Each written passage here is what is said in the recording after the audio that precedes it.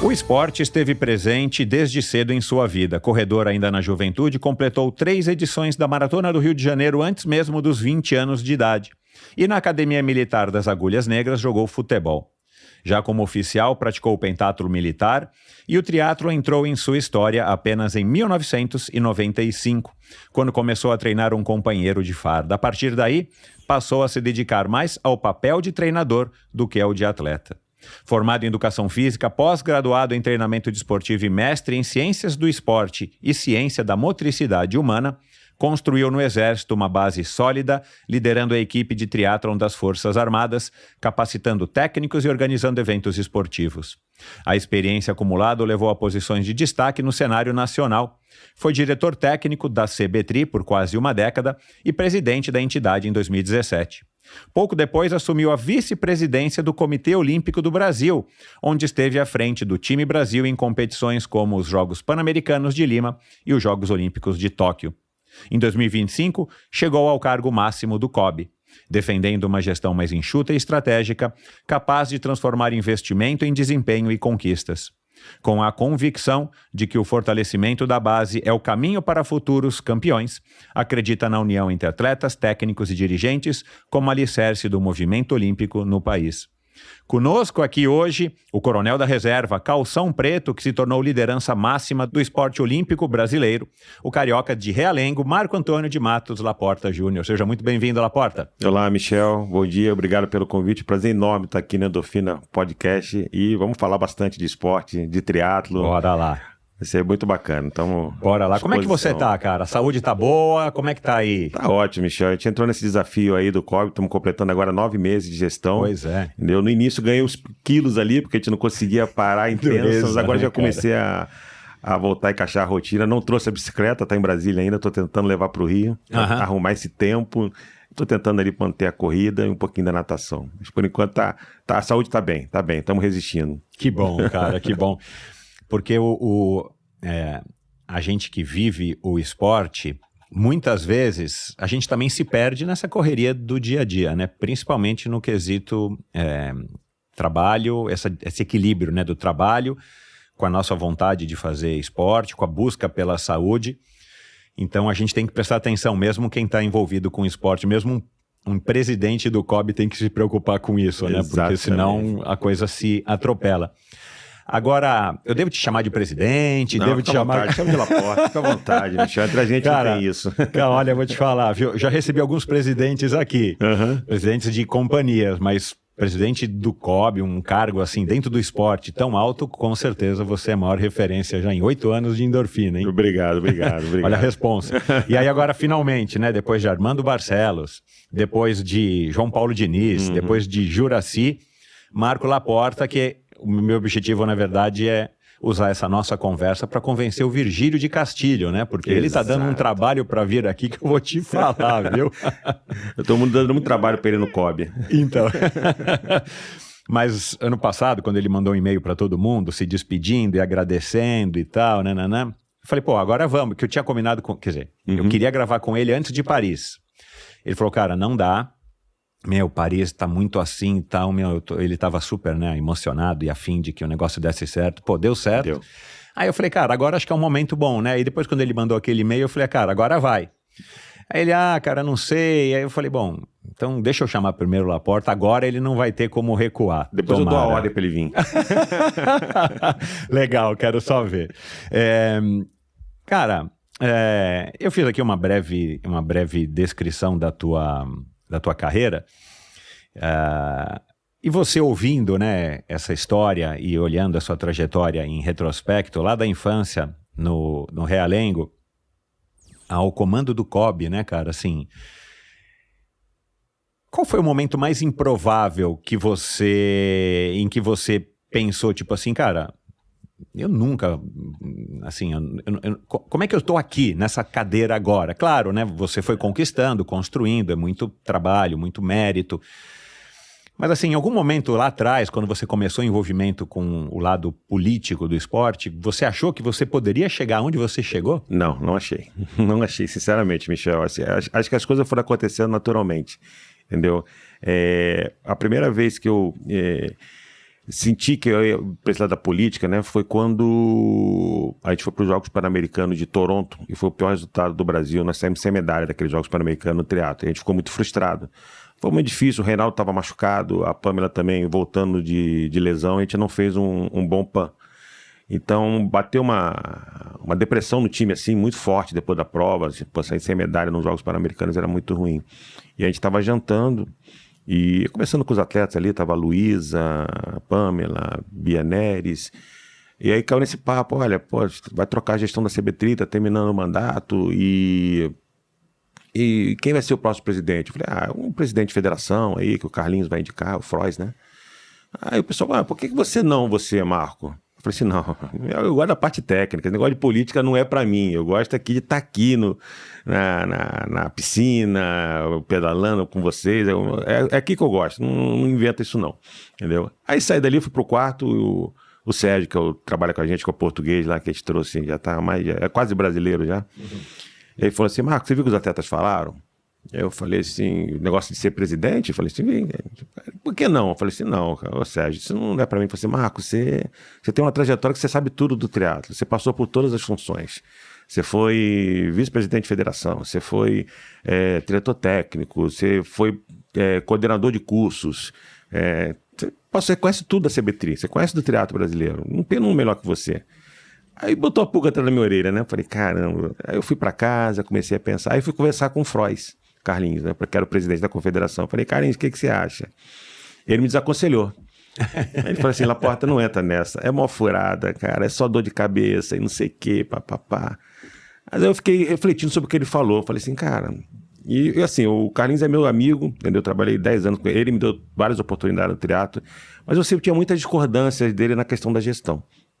E eu falei assim, cara, mas será que se eu fizer diferente, não pode ser melhor? Será que dá tanto dor de cabeça assim? Aí resolvi. Falei, não, eu vou. Vambora, eu vou. Aí falei pra ele, Carlinhos, eu vou ser candidato. E aí começou. Aí então foi ali que eu acho, que eu falei assim, cara, eu acho que eu consigo fazer isso bem. Eu acho que a minha experiência realmente traz isso. E aí a gente fez o trabalho na confederação e depois veio a oportunidade do COB. Aí realmente que eu falei assim, caramba, Comitê Olímpico... Isso é surreal. E aí depois que você vira vice-presidente, Michel, é natural que o seu nome comece a ser ventilado para a presidência do COB. E aí acabou acontecendo naturalmente. Eu costumo dizer assim que aquela frase de para-choque de caminhão, né? Que quando a sorte é quando a preparação encontra oportunidade, né? Então quando apareceram as oportunidades eu estava pronto. Acho que eu me preparei ao longo da minha vida toda para isso. E aí agora eu estou super feliz no cargo que eu estou ocupando. Dá muito trabalho, muito, mas eu falo sempre para a Iane, minha vice-presidente lá, a gente entrou para fazer diferente, então a gente não pode reclamar agora. Entendeu? Então tá muito bom. Antes de seguir com o episódio, eu quero compartilhar algo com você. Uma coisa que eu sempre acreditei na minha relação com o esporte e que eu tenho percebido bastante aqui nas conversas do Endorfina é que a essência por trás da prática dos esportes de endurance, seja correndo, nadando, pedalando, se resume em 3 pilares: paixão, consistência e autenticidade. É sobre ser real com você mesmo e com o esporte. Acho que isso é muito importante. E é por compartilhar dessa mesma vibe que a parceria com a Two Peaks Bikes faz tanto sentido. A Two Peaks Bikes não é só uma bike shop para ciclistas hardcore.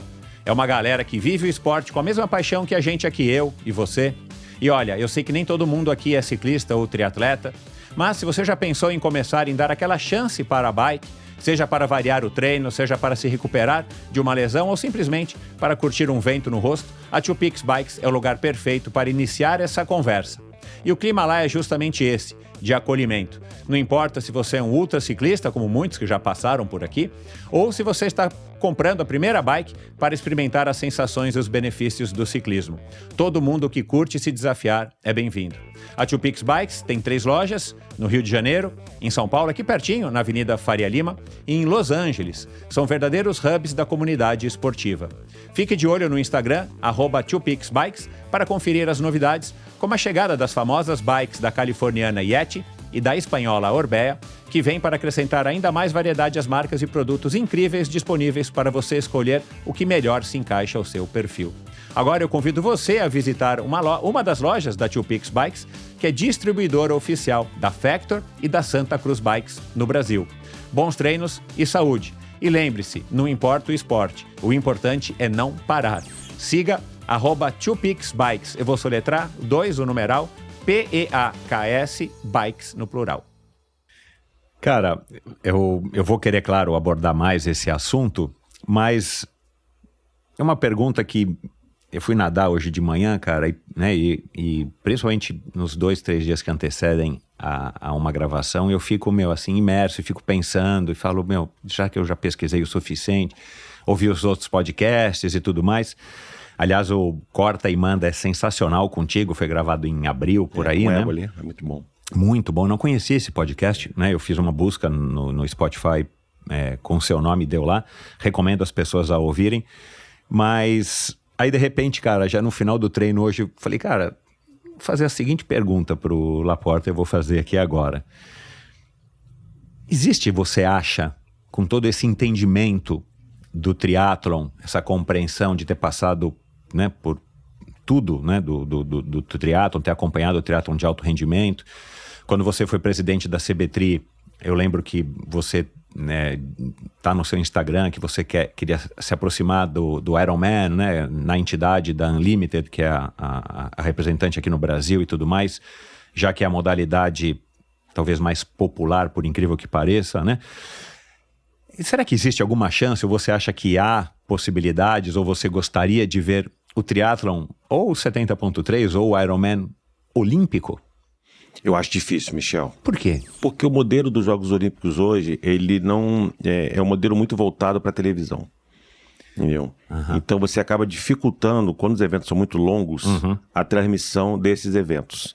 Então isso o Comitê Olímpico Internacional leva muito em consideração. Eu, por exemplo, eu tenho algumas discussões, eu faço parte do Executivo Board da World Triathlon.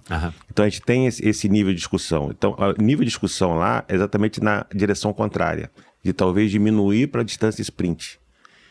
Para que se torne... Por isso que eles criaram o modelo do Team Relay, entendeu? Para poder ter um produto mais televisivo. Mais dinâmico para a televisão. Que é isso que o COI busca hoje, né? Eventos que sejam mais atrativos para que possa vender e tornar os jogos sustentáveis financeiramente, né? Então, uma prova de 70.3 vai levar ali 3 horas e meia, 4 horas, entendeu? Talvez não seja. Por que a maratona sobrevive? Porque é a maratona.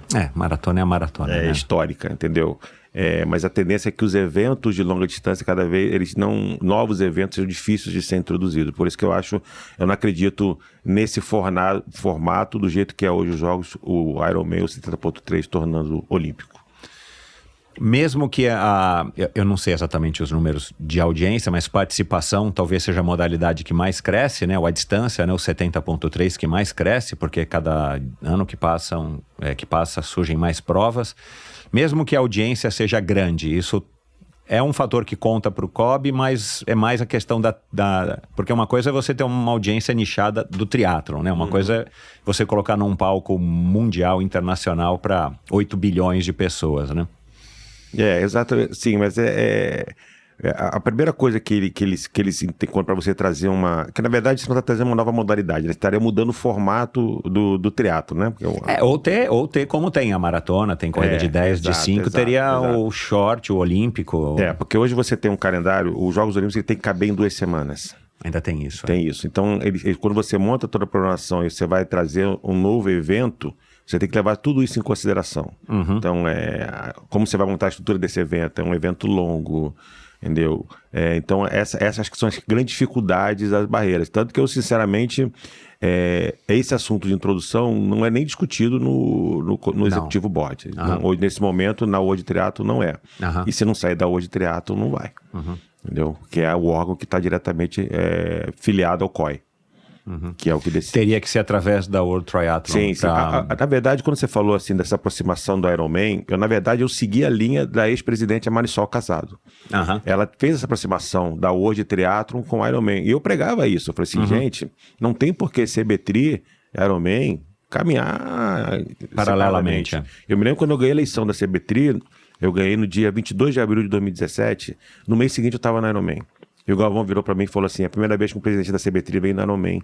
Eu falei assim, não acredito nisso. Que legal. Cara, é surreal, entendeu? Porque é a prova de triatlon, Ironman é triatlon. Exato, isso que eu defendo, exato. Ironman é triatlon, exato. Então é a prova, então nós temos que caminhar juntos, entendeu? E houve essa aproximação hoje, agora com o Sandro, também está super alinhado com o Galvão, entendeu? Então eu acho que tem que caminhar juntos. Eu segui a linha da World Triathlon. Entendi. Né? Que era ITU naquela época. Né? Era ITU, exato. Entendi. Tá certo, tá respondido. Eu não, enfim, eu sei dessa preocupação do Comitê Olímpico de transformar os Jogos em algo mais sustentável, com mais visibilidade e tudo mais. Ainda mais hoje em dia, né, diante de, enfim, das mudanças que o mundo está passando e da história do jovem, que eu tenho a impressão que está um pouquinho mais distante hoje do esporte por conta da tela, do celular, dos jogos online e tudo mais, né? Que esse é um outro desafio, né, que o COI e o COB, consequentemente, têm. Agora, só para eu entender, então, uma coisa. A hora que você assume um órgão tão importante como o COB, você automaticamente assume estar, via de regra, alinhado com o COI. Sim. Claro, você pode tentar colocar lá suas opiniões e tudo mais, como um país gigantesco como o nosso, mas é uma coisa assim, que todo mundo tem que rezar mais ou menos pela mesma cartilha, tem um compromisso nesse sentido. Isso, tem a Carta Olímpica. Então, pronto. Tem a Carta Olímpica, que é como é o estatuto do COI. Sim. Então você tem que seguir tudo que está ali na Carta Olímpica. Vou dar um exemplo muito claro disso que as pessoas às vezes não entendem. Temos que ter uma maior participação dos atletas, tem que votar na sua maioria nas eleições. A Carta Olímpica não permite isso, entendeu? Por incrível que pareça. Então, a Carta Olímpica fala que você tem que ter mais do que 50% das federações, das modalidades votando. Entendi. Então, o Brasil assim, o Brasil está na liderança porque o Brasil é o único país que tem 1/3 dos atletas votando. Os outros países é 1 atleta, 5, entendeu? E o Brasil tem 25. O COI, então, nunca oficializou essa regra, tem que ter mais atletas, não? Não. A Carta Olímpica diz que qualquer órgão que você tenha dentro do seu comitê olímpico, a maioria tem que ser formado pelas confederações. Uhum. Então, tanto que o meu conselho de administração, eles são 13 membros. Eu tenho 7 presidentes de confederação. Tem que ser sempre a maioria. Entendi. Então tem algumas regras que a gente tem que seguir da Carta Olímpica. Outro exemplo, a utilização dos aros olímpicos. Entendeu? Eu tenho o dever de fiscalizar dentro do território brasileiro a utilização dos aros olímpicos. Ninguém pode utilizar os aros olímpicos. Só quem tem a propriedade é o COI. Ou o COB. Entendeu? Então quando você passa, às vezes, na rua, às vezes... Clube Olímpico. Exato. A gente vê crianças lá no Clube Pinheiros usando camisetas, sei lá, às vezes de escola, não sei se de academia, que teve Olimpíada do colégio tal, e põe os aros olímpicos, talvez nem nas cores, eu não vou me recordar.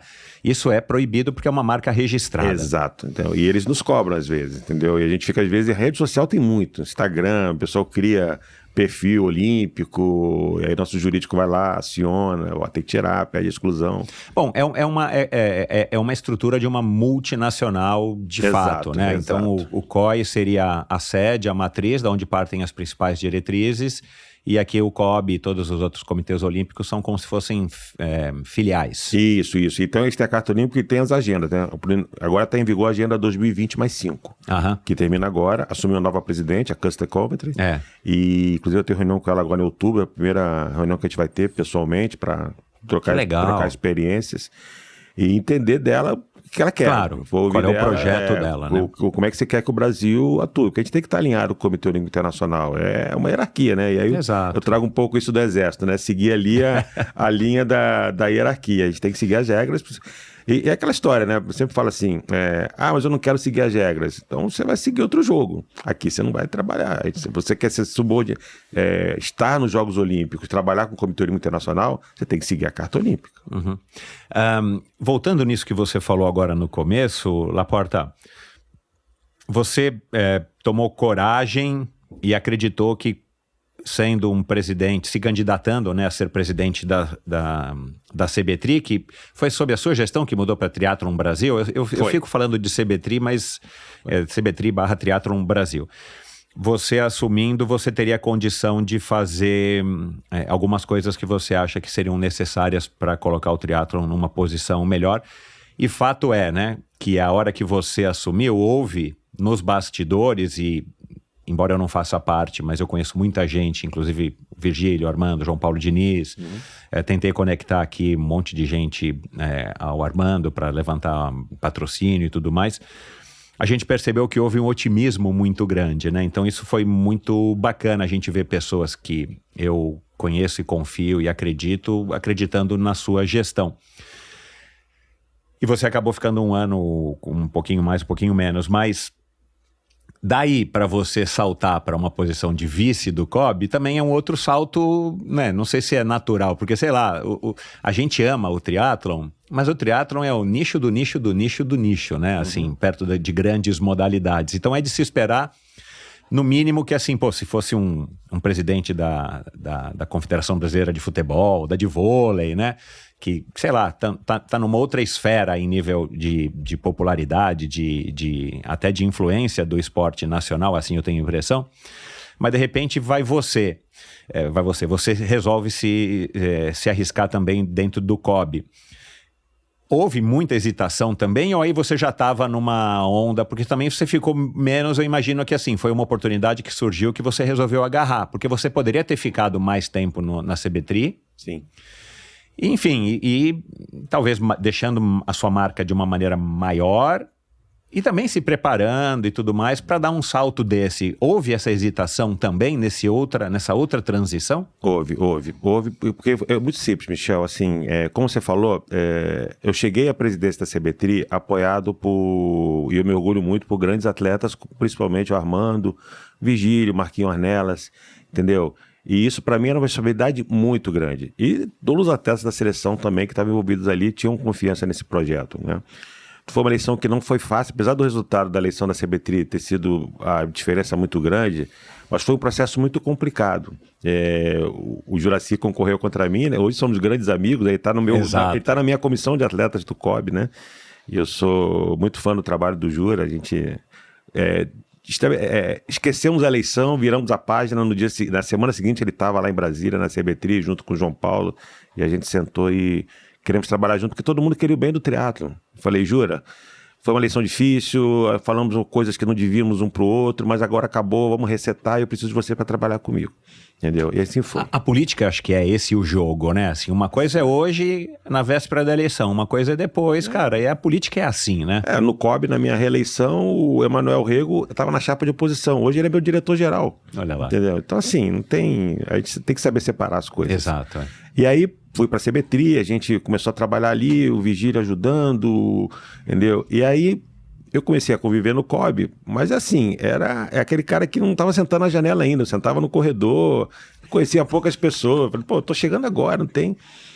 E aí teve toda aquela confusão do presidente Nussmann renunciou, o vice-presidente, que era o Paulo Vanderlei, assumiu, entendeu? E eu, no meio daquela confusão, falei assim, gente, mas que confusão é essa que eu tô chegando agora? E aí, na primeira assembleia, o presidente Paulo Vanderlei chamou os novos presidentes, colocou na mesa, deu uma relevância assim. Eu falei assim, nossa, esse mundo aqui para mim eu quero meu cantinho lá no triatlo, isso aqui, né?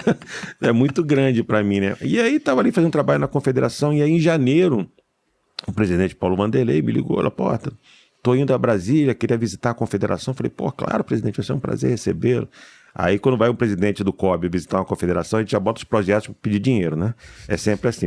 Eu sofro hoje isso na pele, entendeu? E eu já cheguei falei, pessoal, quais são os projetos que a gente está precisando? O presidente do COB está vindo aí, entendeu? E eu nem imaginava que ele estava indo fazer em Brasília. Achei que ele ia só visitar a CBTRI. E aí ele foi almoçar comigo e me convidou para ser vice-presidente. Para concorrer à vice-presidência, né? Exato, que era uma eleição. Exato. Entendeu? Aí eu falei assim, presidente, assim, não esperava esse convite, eu estou muito surpreso, cheguei agora, eu não tenho um ano de presidente de confederação, tô começando um trabalho agora. E eu não vou entrar nesse projeto se a minha comunidade não me liberar. Entendeu? As pessoas que me elegeram precisam me autorizar a ir nisso. Eu não vou virar as costas para eles agora, porque eles me colocaram lá. Exato, eu concordo. Entendeu? E aí eu falei... Porque você não chegou sozinho, né? Exato, isso era uma sexta-feira. Ele falou assim, eu preciso da sua resposta até segunda. Eu falei, pô, presidente... Eu falei assim, eu só me paga uma passagem que eu vou ao Rio. Aí ele me pagou a passagem, eu fui ao Rio e me reuni com o Armando e o Vigílio. Entendeu? Eu sentei com eles e foi muito engraçado que eu falei assim, pessoal, preciso compartilhar uma coisa com vocês que está acontecendo. O Vigílio na hora veio assim, você foi convidado para ser vice-presidente do COB. Eu falei assim, cara, você não tem bola de cristal, cara, não é possível. Aí eu falei assim, pois é, isso mesmo, entendeu? Aí ele, sabia que isso ia acontecer. Eu falei, sabia como, cara? Cheguei agora, não sei o quê. Aí o Vigílio falou assim, não, você não pode. Não tá, você não pode largar a gente agora, você que construiu esse projeto, você que sabe tudo. Aí o Armando é sempre aquele que ele fala que ele é muito cartesiano, né? Ele gosta de falar isso. Eu sou muito cartesiano. O Armando falou assim, não, Laporta tem que ir, entendeu? Aí o Vigílio, não sei o quê. Ele falou assim, olha, é a única oportunidade que o teatro vai ter de ocupar um cargo desse tamanho. E vai ser bom para a modalidade. O Laporta ali, ele vai poder nos ajudar muito mais do que ele... Sendo o presidente aqui. E ele não vai virar as costas, ele vai ficar com a gente aqui, até fazer a transição. O Ernesto era o vice, falei, o Ernesto vai assumir, a gente vai tocando aqui, entendeu? Vamos escolher um vice-presidente para... E acabou caindo no colo do Armando, né? Entendeu? E aí eu falei assim, então tá, então vamos. Então eu acho que tá arrumado. Aí fui o presidente, voltei pro presidente, falei, presidente, eu quero, aceito, mas eu preciso pelo menos uns 6 meses ficar em Brasília de transição para eu poder fazer o trabalho e preparar as pessoas que vão tocar a confederação. Não, ela pode ficar tranquilo, isso aí você pode fazer, tá? Não largue o teatro, continue, entendeu? E aí foi legal, e aí um elogio aqui que eu faço, Michel, ao Vigílio, entendeu? Porque quando eu trouxe o Vigílio era para trabalhar no que o Vigílio faz muito bem, que é relação institucional, né? O Vigílio é bom nisso, né? E eu trouxe ele para isso. E ele teve que virar CEO. Eu falei, Vigílio, preciso de você para tocar a confederação, cara. Entendeu? Pô, não sei o quê, você vai me ajudar? Eu falei, vou. Cara, e o Vigílio virou um baita CEO. Que eu não acreditava no que ele conseguisse fazer o trabalho que ele fez. Entendeu? O Vigílio sempre teve aquela imagem como atleta, né? De um cara mais descontraído, na brincadeira. E ele, assim, muito sério, muito controlado com toda a questão de despesa. E aí a confederação foi. Então, assim, eu acho que foi uma decisão difícil, entendeu? Eu realmente não queria, mas a gente percebeu que a gente poderia, dessa forma, ajudar mais o teatro e a CBTRI, e realmente assim foi. Eu acho que o teatro nunca teve tanto protagonismo no COB como tem hoje, entendeu? Não que ele seja um privilegiado, mas ele hoje é olhado de uma maneira diferente. Isso não tem dúvida, acontece. Então a gente conseguiu de uma forma ou outra, até o próprio network meu que aumentou, eu consegui trazer muita coisa para o teatro. Então acho que foi um passo importante, e eu sempre falava isso. Quando eu ia, foi outro pedido que eu fiz para o presidente. Eu falei, presidente, eu aceito e tem 2 condições, é isso que eu posso. Segundo, eu quero todo ano ir para o Mundial de Triatlon. Isso eu não quero deixar de ir. Eu quero estar acompanhando a equipe sempre, até onde. E assim foi. Fui a todos os campeonatos mundiais de triatlo desde que eu estou no COB. E continuo como presidente. Estou indo para a Austrália agora, ver o Miguel disputar o título mundial, que muito nos orgulha. Cara, eu encontrei o Ortiz, né, lá na USP no final de semana. E ele tava, assim, ele é empolgado demais, né, cara? Assim, você vê que é um cara também, assim, que é muito coração. Claro, é um cara estudioso e tudo mais, mas, assim, ele vibra, né, cara? Ele vibra. Ele tava, cara. Eu perguntei, né, pra ele no meio daquela correria toda. Eu falei, e aí, cara, como é que você tá, né? Como é que tá o Miguel? Ele falou, o Miguel tá tranquilo, cara. Eu que não sei o quê, que nananã. Eu falei, vamos lá, vamos torcer. Cara, você foi... É filho de militar, teu pai tá por aí ainda, né? Tá. Eu vi no teu Instagram. 85 anos. Como é que foi, cara, você ter sido criado lá no Realengo, base militar, essa vida praticamente inteira, né? Envolvido com o militarismo. E aí aquilo que você falou, né? Hierarquia, disciplina, né? Uma coisa que eu acho que são valores muito, muito próximos ou completamente intrínsecos ao esporte, né? Quais as lembranças, por exemplo, que você tem da sua infância que traduzem essa história de disciplina, ou que você vivenciou, que você presenciou, que você aprendeu, que você ouviu do teu pai num jantar algum dia contando alguma coisa? Eu fui criado nesse ambiente militar mesmo, né? E eu agradeço muito a meu pai por isso, como a gente estava conversando um pouquinho antes aqui, vivência de esportiva, né? Então, meu pai me botou a fazer natação, judô, eu passava muito tempo livre, quando eu não estava... Eu estudei em colégio militar, então, assim, sempre muito criado desse ambiente de disciplina e hierarquia. Eu agradeço muito, eu digo que meu pai, obviamente, minha mãe forjaram todo o meu caráter e o exército aprimorou isso, né? Me deu os valores que eu tenho hoje, que eu prezo muito. Então, eu fui criado sempre nesse ambiente do esporte e no ambiente militar. Então, o colégio militar ali, eu sempre participava de competições de natação, eu sempre conseguia me destacar em esporte coletivo. Então, eu joguei futebol, joguei vôlei, joguei basquete. Então, a gente esse ambiente do esporte mais o militar me trazia muito essa questão da disciplina, de ter certinho, os horários. Eu até brinco. E que você gostava, assim, não era uma coisa que te colocava em questionamento. Não, por que eu tenho que fazer tudo que me mandam no horário que me mandam? Não, e assim, e essa paixão por esporte eu tinha desde cedo. Eu me lembro que eu tenho 7 ou 8 primos, né? Eu organizava a Olimpíada dos primos, entendeu? Aí fazia corrida de bicicleta, fazia corrida, fazia natação. Então a gente organizava entre a gente ali e ficava brincando. Em Itaguá. Olha lá. Exatamente. Tô sabendo. Então, assim, era muito voltada para essa parte. Então, acho que tanto o esporte quanto essa vivência no meio militar me deu muita disciplina, né? Muita disciplina. Eles também, você tinha algum primo filho de militar? Não. Fui só eu mesmo que segui a carreira militar. E os outros também eram tudo lá de Itaguaí, Santa Cruz e não tinham seguiram outro caminho, né? Uhum. E aí, assim, a gente sempre teve muita essa disciplina. Eu sempre falo assim, um exemplo, eu estudava no colégio militar, morava em Realengo, colégio militar na Tijuca. Então, eu para chegar no colégio militar na hora, que a aula começava às 6h50 da manhã, eu acordava às 5 horas da manhã, entendeu? Aos 10 anos de idade, entendeu? Então isso não tem jeito, eu sou acostumado a acordar cedo até hoje, eu tô na reserva, entendeu? E mesmo quando eu trabalhava em casa, em home office, às 6 horas eu tô acordando, 5h30, então você acostuma a vida inteira. Quando eu fui pra academia militar, e a alvorada era 5h50, eu falei, pô, ganhei 50 minutos. Pra mim tá ótimo, tá tranquilo, entendeu? E foi essa infância, foi essa vivência nessas práticas esportivas que te motivaram a querer se formar em educação física?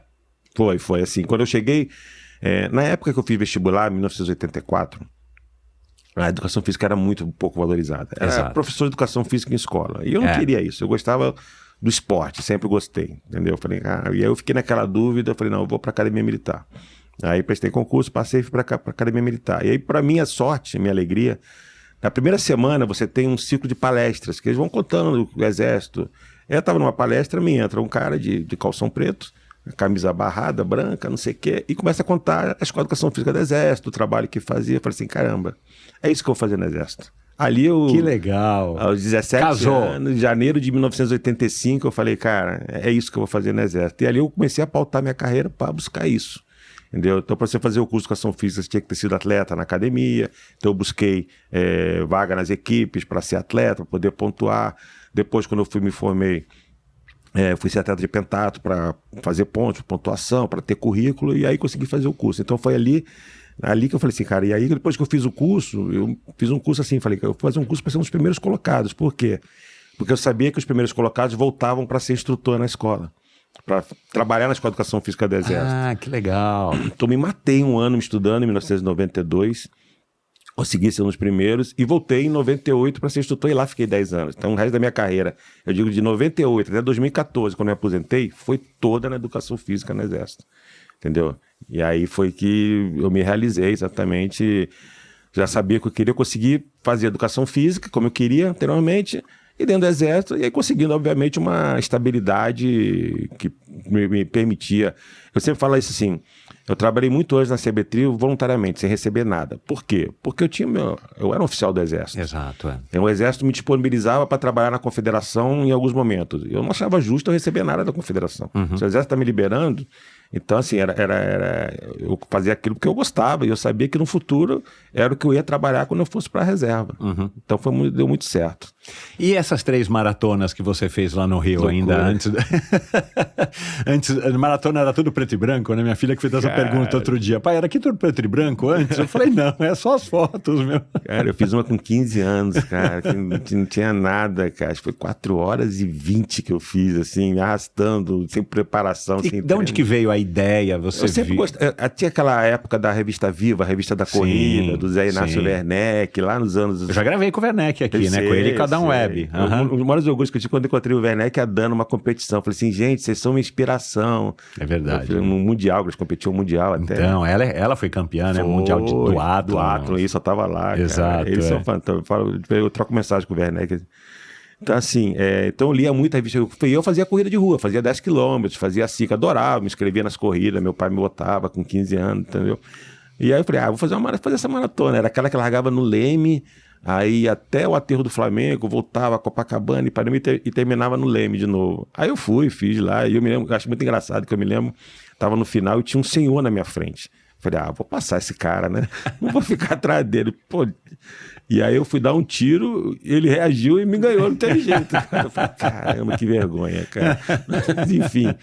E aí depois fiz mais duas, aí já um pouquinho mais experiente, com 17 anos. Mas a experiência então não foi tão traumática assim? Não, adorei. Cheguei todo feliz, completei a maratona. Exato. Aí você ganhava um diplominha, até hoje guardado lá com a foto da chegada. Alexandre Ribeiro me mandou uma vez um monte de fotos e fotos desses diplomas dele também, lá da maratona do Rio. É muito legal, cara. Aí depois teve outra em 87 que eu fiz, eu já estava na academia no terceiro ano, aí foi legal porque foi assim, eu mandei uma carta para Reebok, falando que eu tinha, tem uma equipe aqui na AMAN que a gente quer fazer uma maratona de cadetes, papapá, não sei o quê, a gente queria 10 tênis doados. E os caras não mandaram os tênis? Ai, que legal! Mandaram os tênis pra equipe, aí eu montei a equipezinha, aí fomos 10 cadetes correr a maratona do Rio. Essa foi diferente, era aquela que chegava no Sambódromo, entendeu? Aí fizemos lá, aí já foi um pouquinho melhor, porque a gente já tinha uma preparação ali na AMAN.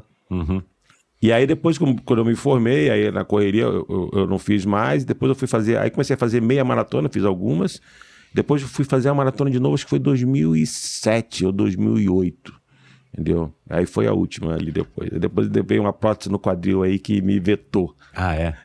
Aí... Essa época você sabia o que era triatlon, inclusive por conta da revista Viva? Sim. Ou você sabia? Sabia. Eu acompanhava os resultados da Fernanda, do Alexandre, então já acompanhava ali, o Roger, eu já acompanhava, já lia muito disso, achava bacana. E eu me lembro que eu tinha, acho que foi 87, é isso. Eu tinha uma namorada e a irmã dela começou a praticar triatlon. Ah, que legal. Treinava lá na Escola de Educação Física do Exército. Meu pai morava ali, meu pai estava fazendo escola do Estado Maior, morava na Praia Vermelha, na Urca ali. E aí foi a primeira vez que eu ouvi falar assim, eu vou falar, não, ouvi, na verdade. Bem próximo a você. Falei, cara, que negócio bacana, não sei o quê. Eu nunca imaginava o que o triatlo ia ser na minha vida, né? Aquilo ali. E aí depois foi aquilo que você falou na introdução, em 95 eu já estava formado, tinha feito pós-graduação em treinamento esportivo. E aí eu cheguei, estava servindo em Salvador. E aí veio um tenente, amigo meu, falou assim, cara, eu tô fazendo triatlo, você quer me treinar? Eu falei, cara, triatlo, como é que treina isso, cara? Porque naquela época, meu amigo, não tinha internet, não tinha, não. Não tinha. Vamos entrar aqui, não tem não, cara, não tinha lá, era livro, e livro também não tinha muita coisa no Brasil, cara. Aí eu fiz muita coisa errada com ele, né, eu acho.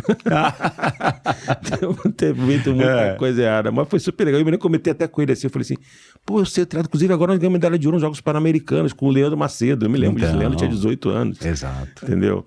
E eu conto essa história pro Leandro, eu falei, cara, Leandro, eu me lembro exatamente de você ganhando medalha de ouro nos Jogos Pan-Americanos, cara. E aí foi, a partir daí, aí depois eu treinei ele, eu fiquei só um ano em Salvador, e aí em 2001,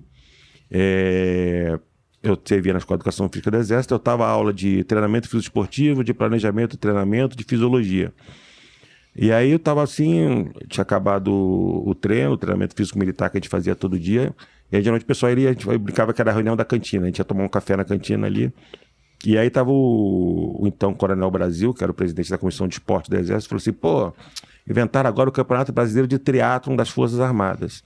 E eu ouvi naquela conversa, né, agora vamos ter que contratar um técnico, vamos ter que contratar um civil, porque não tem ninguém que saiba disso aqui no Exército. Aí eu falei, opa. Eu falei, Coronel, você quer dar essa equipe, não? Entendeu? Pô, tem que ser dentro de triatlo. Eu falei, triatlo não sei, mas eu dou aula de treinamento esportivo, dou aula de planejamento e de fisiologia, me dá isso aí que eu vou aprender. Aí já treinei um cara lá atrás, entendeu? Tá bom, a equipe é sua. Cara, e aí, falei, e agora, o que eu faço? Aí fui começar a correr atrás. Eu ia pra Lagoa com o Lauter Nogueira, conheci o Lauter Nogueira, e assisti o Lauter dar treino, entendeu? Eu ficava lá conversando com ele, sugando conhecimento. Aí veio na época o Leonardo Casadio, que ele era tenente do Fala Exército. muito bem de você, assim, até hoje, o Léo. Já teve aqui também, né? Faz muito tempo. Parceiro, cara.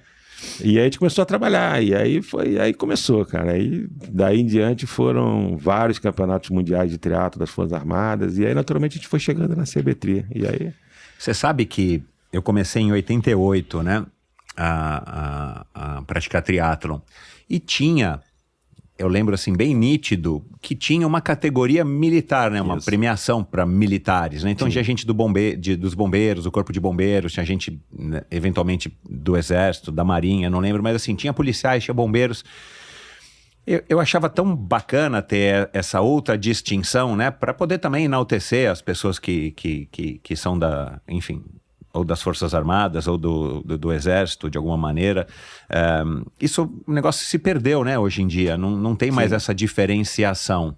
Se perdeu bastante. Isso é sempre uma preocupação que eu tive, Michel. Assim, eu participei de um processo dentro das Forças Armadas de evolução da modalidade. A gente, como eu te falei, o primeiro mundial que a gente foi em 2002, na Estônia, Itália. Cara, parecia aquele filme Jamaica Abaixo de Zero. A gente chegou, era uma equipe, assim, só tinha o Casadio de profissional. O resto era o Buque, era o Gerardo, o Wagner, o Márcio Nunes, lá do Rio, e o Camarata. E a gente foi para esse campeonato e a gente não tinha nem uniforme para a equipe. A gente foi antigamente a gente foi com o Casadiano que tinha uniforme da seleção, papapá. E aí cada um tinha o seu uniforme, cada um tinha um macaquinho, ou outro só tinha sunga, outra camisa. E quando a gente chegou lá, a organização falou assim, olha, vocês têm que ter o mesmo uniforme, senão não pode competir. Falei, caramba, cara, e agora como é que a gente vai fazer, cara? Falei, galera, aí tinha a sunga da CDE, que era azul, e tinha a camiseta. A gente cortou as camisas, fez aquele padrão, cara, e foi todo mundo. Então foi bacana. E naquele Mundial, o Casadio foi 8º, e surpreendeu todo mundo. Falei, cara, quem é esse brasileiro em 8º aqui, cara? E aí aí ele começou. E aí houve uma evolução ao longo desse tempo, até chegar em 2009. A gente sempre passou competindo e sempre chegava ali. O Casadio às vezes fazia um top 10, por equipe a gente ficava em 9º, 8º. Mas sempre assim, equipe totalmente militar mesmo. O cara que ficava no dia, até o Casadio, ele era dentista, ele cumpriu o expediente ali, então não era. Isso mesmo. E a França, a Itália, a Alemanha, todo mundo com atleta que corria ITU. Eu falei, cara, é desumano, é desigual, não tem como. E quando eu voltava das competições, os comandantes me cobravam. Pô, Laporta, 8º de novo. Eu falei assim, Manel, o Brasil é o primeiro país que não tem profissional. O resto, tudo na nossa frente tem profissionais. Enquanto a gente não tiver profissional no time, e aí veio o programa de alto rendimento das Forças Armadas, que foi a contratação dos atletas profissionais. Aí qual foi a preocupação que eu tive, Michel? A equipe geralmente que ia para esses mundiais eram 6. Eu falei assim, eu só quero 4 profissionais, porque eu quero ter 2 vagas para preservar os caras de carreira. Poxa, que começaram essa história. Como incentivo também. Exatamente, para ter essa prática no esporte. Então a gente sempre contratava só 4. A primeira geração que entrou no PAF foi o Reinaldo, foi o Juraci, Bruno Matheus e o Marcos Vinícius Fernandes. Foram os 4 primeiros que entraram, que a gente contratou. E aí a gente começou a chegar terceiro, segundo, tinha a França muito forte. E eu tenho uma história muito curiosa, né? Que eu falava assim, eu só vou me aposentar o dia que o Brasil for campeão mundial de triatlon das Forças Armadas. Porque tinha uma equipe que dava para competir. E aí quando veio os Jogos Mundiais Militares de 2011, e o negócio era tão assim, eu tenho uma história curiosa. Eu tinha tanta assim, vontade de ganhar isso, e toda vez que eu ia para as competições, a França ganhava. A França tinha uma equipe fantástica. Stéphane Pollard, Cédric Dernaz, entendeu? Era assim, como é que era o nome do baixinho? Até a filha dele tá correndo agora. Bom, eu não vou me lembrar. E aí, tocava o hino da França, cara. Toda vez o hino da França. A Marcela... E o meu despertador de manhã era o hino da França. Para todo dia, quando eu acordar, eu me lembrar que eu tinha ganhado deles, cara. Falei, cara, eu vou ganhar da França um dia, cara. Eu não aguentava mais ouvir o hino. E aí, em 2011, falei, cara, jogo em casa, Copacabana, aquele evento, Jogos Mundiais Militares, nossa equipe fortíssima, cara. Reinaldo no auge ali, muito bem, cara, tinha acabado de fazer top 10 em Copa do Mundo, Carla Moreno super bem, Pamela. Falei, cara, nós vamos ganhar esse ano, em casa, vai tocar o hino nacional em Copacabana. Aí fomos pra competição, papapá, cara, tocou o hino da França. A França ganhou, cara. Falei, cara, foi o... tá agora no circuito ainda. Foi o Pierre Lecorre. Pierre Lecorre ganhou. Falei, cara, não acredito, cara, que esse cara vem ganhar no Brasil. E eu me lembro que eu fiz uma piada na pré-eleição. Eu sempre tinha o hábito de estudar toda a equipe adversária. Eu falava assim, cara, esse cara nada bem, esse cara, pô, não sai pra correr com esse cara, que a corrida dele é muito forte, tem que despachar ele na bike. Eu montava a estratégia da equipe. E eu me lembro que eu falei do Lecorre, eu fiz uma brincadeira na palestra. Eu falei assim, olha, e os tempos de Lecorre de corrida eram muito ruins. Eu falei assim, ó, ele corre, mas ele não corre. Então se ele estiver junto, fica tranquilo. E ele ganhou na corrida. Olha. Resolveu correr aquele dia, filho da mãe. Primeira vez, né? Hoje ele corre muito bem. Cara, e aí eu falei, cara, não é possível, cara. Aí no ano seguinte, 2012, o Mundial foi em Lausanne, na França. Na Suíça, mas é quase um território francês ali, né, cara? Aí fomos de novo, mesma equipe, papai. E era o ano dos Jogos Olímpicos, o país estava muito bem, cara. Cara, e nós ganhamos. Nós ganhamos no individual, o Reinaldo, a Pâmela ganhou no individual e nós ganhamos por equipe. Foram 3 vezes os caras falaram, agora vocês vão ouvir o hino 3 brasileiro, vezes do Brasil, a equipe era da França. Eu falei, bom, agora eu posso passar a equipe. Aí eu passei a equipe pro Gerken e falei, agora você toca a equipe, agora que mais 2 anos eu vou pra reserva, e agora tá na hora de passar. Já cumpri minha função. Foi bem legal. Então, aí, né, pra gente falar aí já desse assunto, você foi técnico, né? Você teve uma fase aí também, você fez curso de arbitragem, dirigente, presidente. Qual desses cargos que mais te exigiu ou que mais te transformou, te impactou profissionalmente, assim? Qual que foi um que te chama a atenção, tipo, cara, agora eu vou ter que... Aqui a porca tá torcendo, o rabo eu vou ter que correr atrás.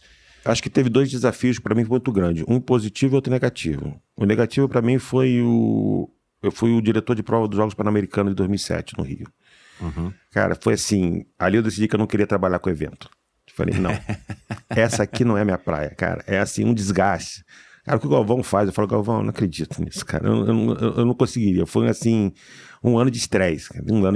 Eu falei, não, eu não... trabalhar com evento eu não quero. Nunca mais quero trabalhar com isso. Nossa, estressante. É muito estressante. Então eu falei, não. Aí entregamos os jogos, foi super bacana, mas eu falei, não quero mais trabalhar com isso. E aí depois foi realmente a função que eu mais, assim, me realizou, que foi ser diretor técnico da confederação. Entendeu? E foi uma história, assim, a gente tinha vindo de um resultado não muito bom em Pequim. Na verdade, a gente, eu gosto de contar essa história, né? Que às vezes as pessoas cobravam muito a CBTRI. De 2000 e 2004, que foram as 2 primeiras participações do triatlo nos Jogos Olímpicos, o sistema de classificação era diferente. As provas que você corria na América do Sul, e onde é mais fácil pontuar, o Brasil é muito forte na América do Sul, elas contavam para o ranking olímpico. Então você conseguiu classificar, tanto para Sydney quanto para Atenas, 6 atletas, 3 masculinos e 3 femininos. No ciclo de Atenas para Pequim, mudou o sistema de classificação. Passou a contar o World Cups, que era na Copa, e contava só o Campeonato Pan-Americano. E aí nós fomos para Pequim com o Reinaldo, com a Mariana, e o Juraci que entrou no final porque o Dimitri Gag caiu no doping. Entendeu? Então fomos só com 3. Aí já foi a primeira crítica. Cara, caiu, o Brasil tinha 6, tinha 3, mas ninguém atentou. Exato. Que tinha mudado o sistema de classificação. Entendeu? E o resultado foi muito ruim. Acho que, se não me engano, foi o Jura que foi o melhor ali na prova. Entendeu? E aí o Carlinhos me chamou e falou assim, caramba, Laporta, cara, o que a gente faz, cara? Pô, o negócio não tá melhorando. Entendeu? Aí eu falei assim, Carlinhos, vamos dar uma mudada, cara. Tem um cara que eu quero te apresentar que é muito bom, o professor Antônio Carlos Gomes, especialista em treinamento esportivo. Vamos tentar ver se ele faz um planejamento estratégico pra gente mudar. E aí a gente trouxe o Antônio Carlos, ele fez todo o planejamento estratégico, papapá. E o Antônio chegou pra mim e falou assim, cara, você tem que ser o diretor técnico.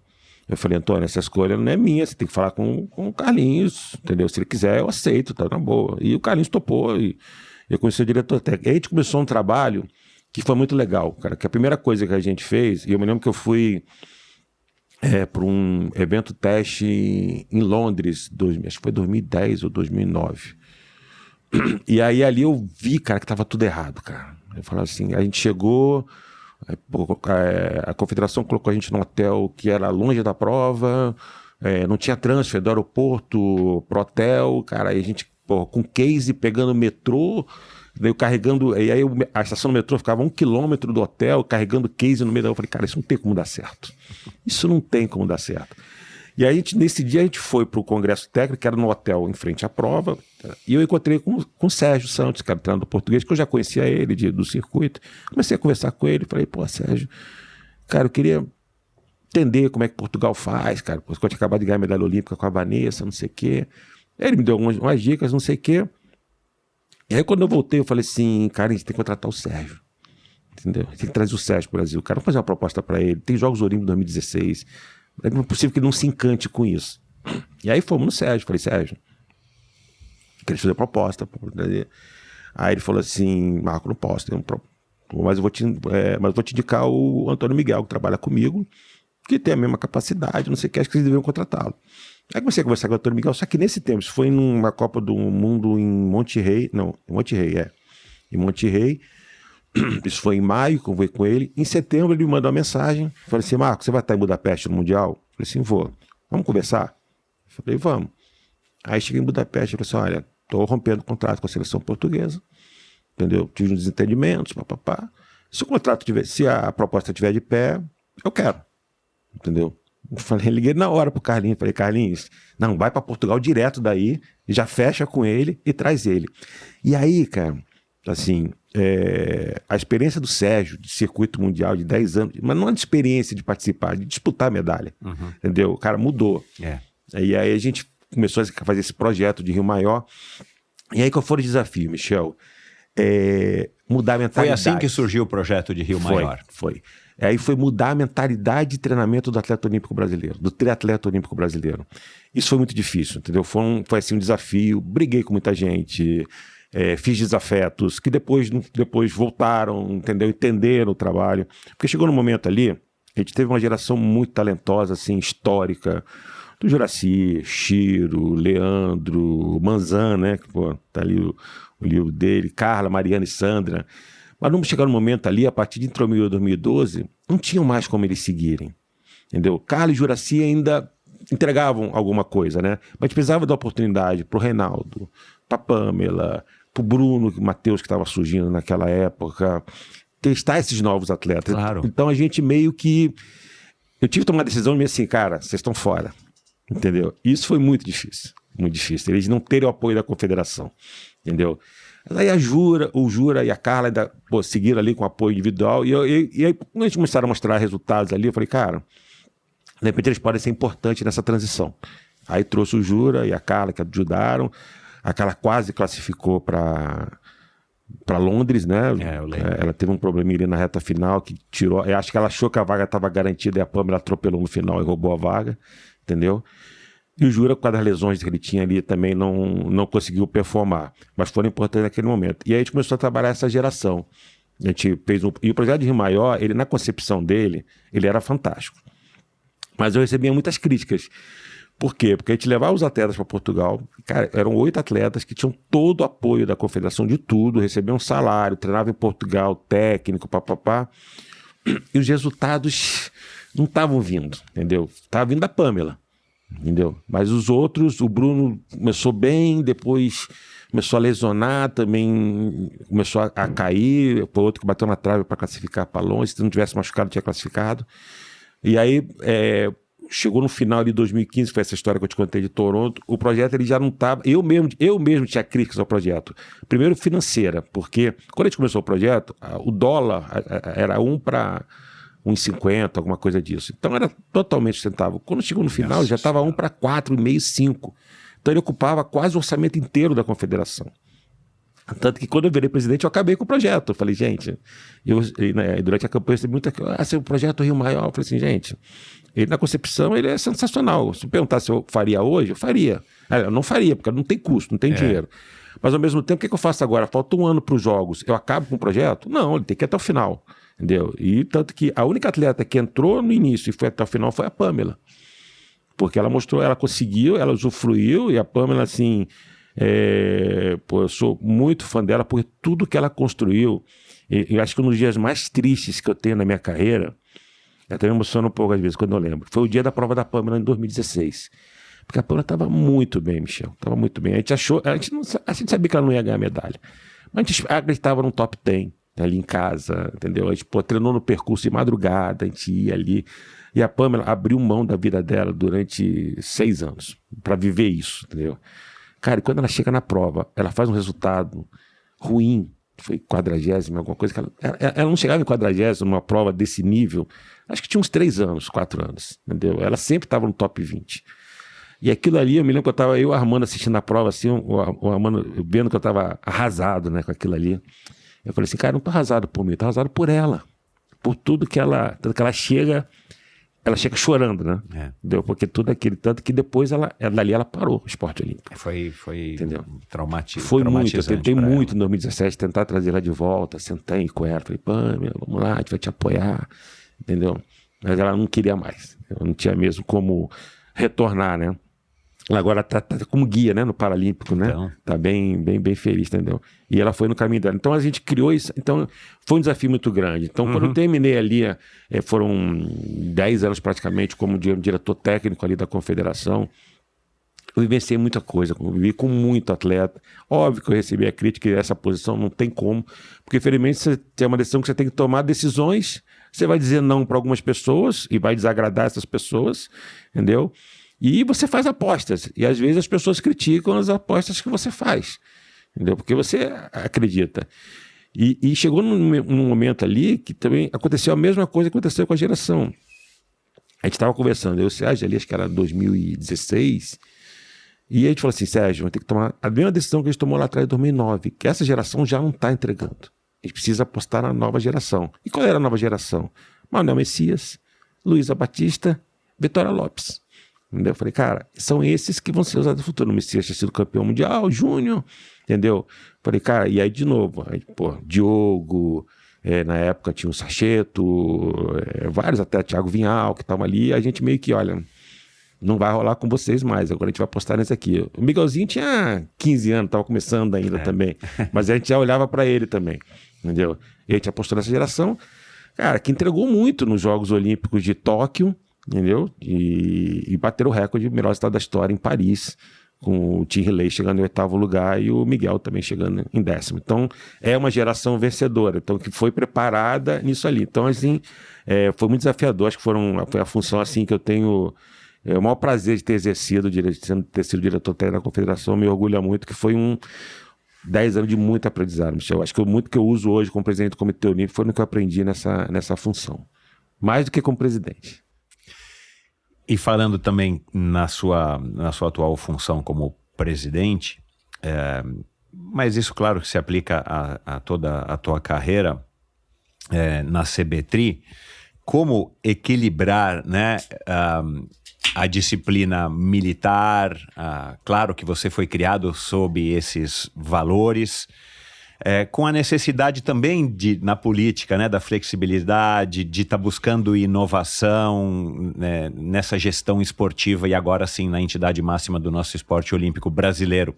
Como é que é para você lidar também com essas diferenças, né? Porque a impressão que eu tenho é que a cada dia assim, a tua agenda deve ter quintuplicado, né, de contatos talvez desde agora, do começo do ano, né, porque assim, é se relacionar com muita gente, é ter que conhecer muita gente, você está numa posição hierarquicamente a mais alta do esporte olímpico brasileiro.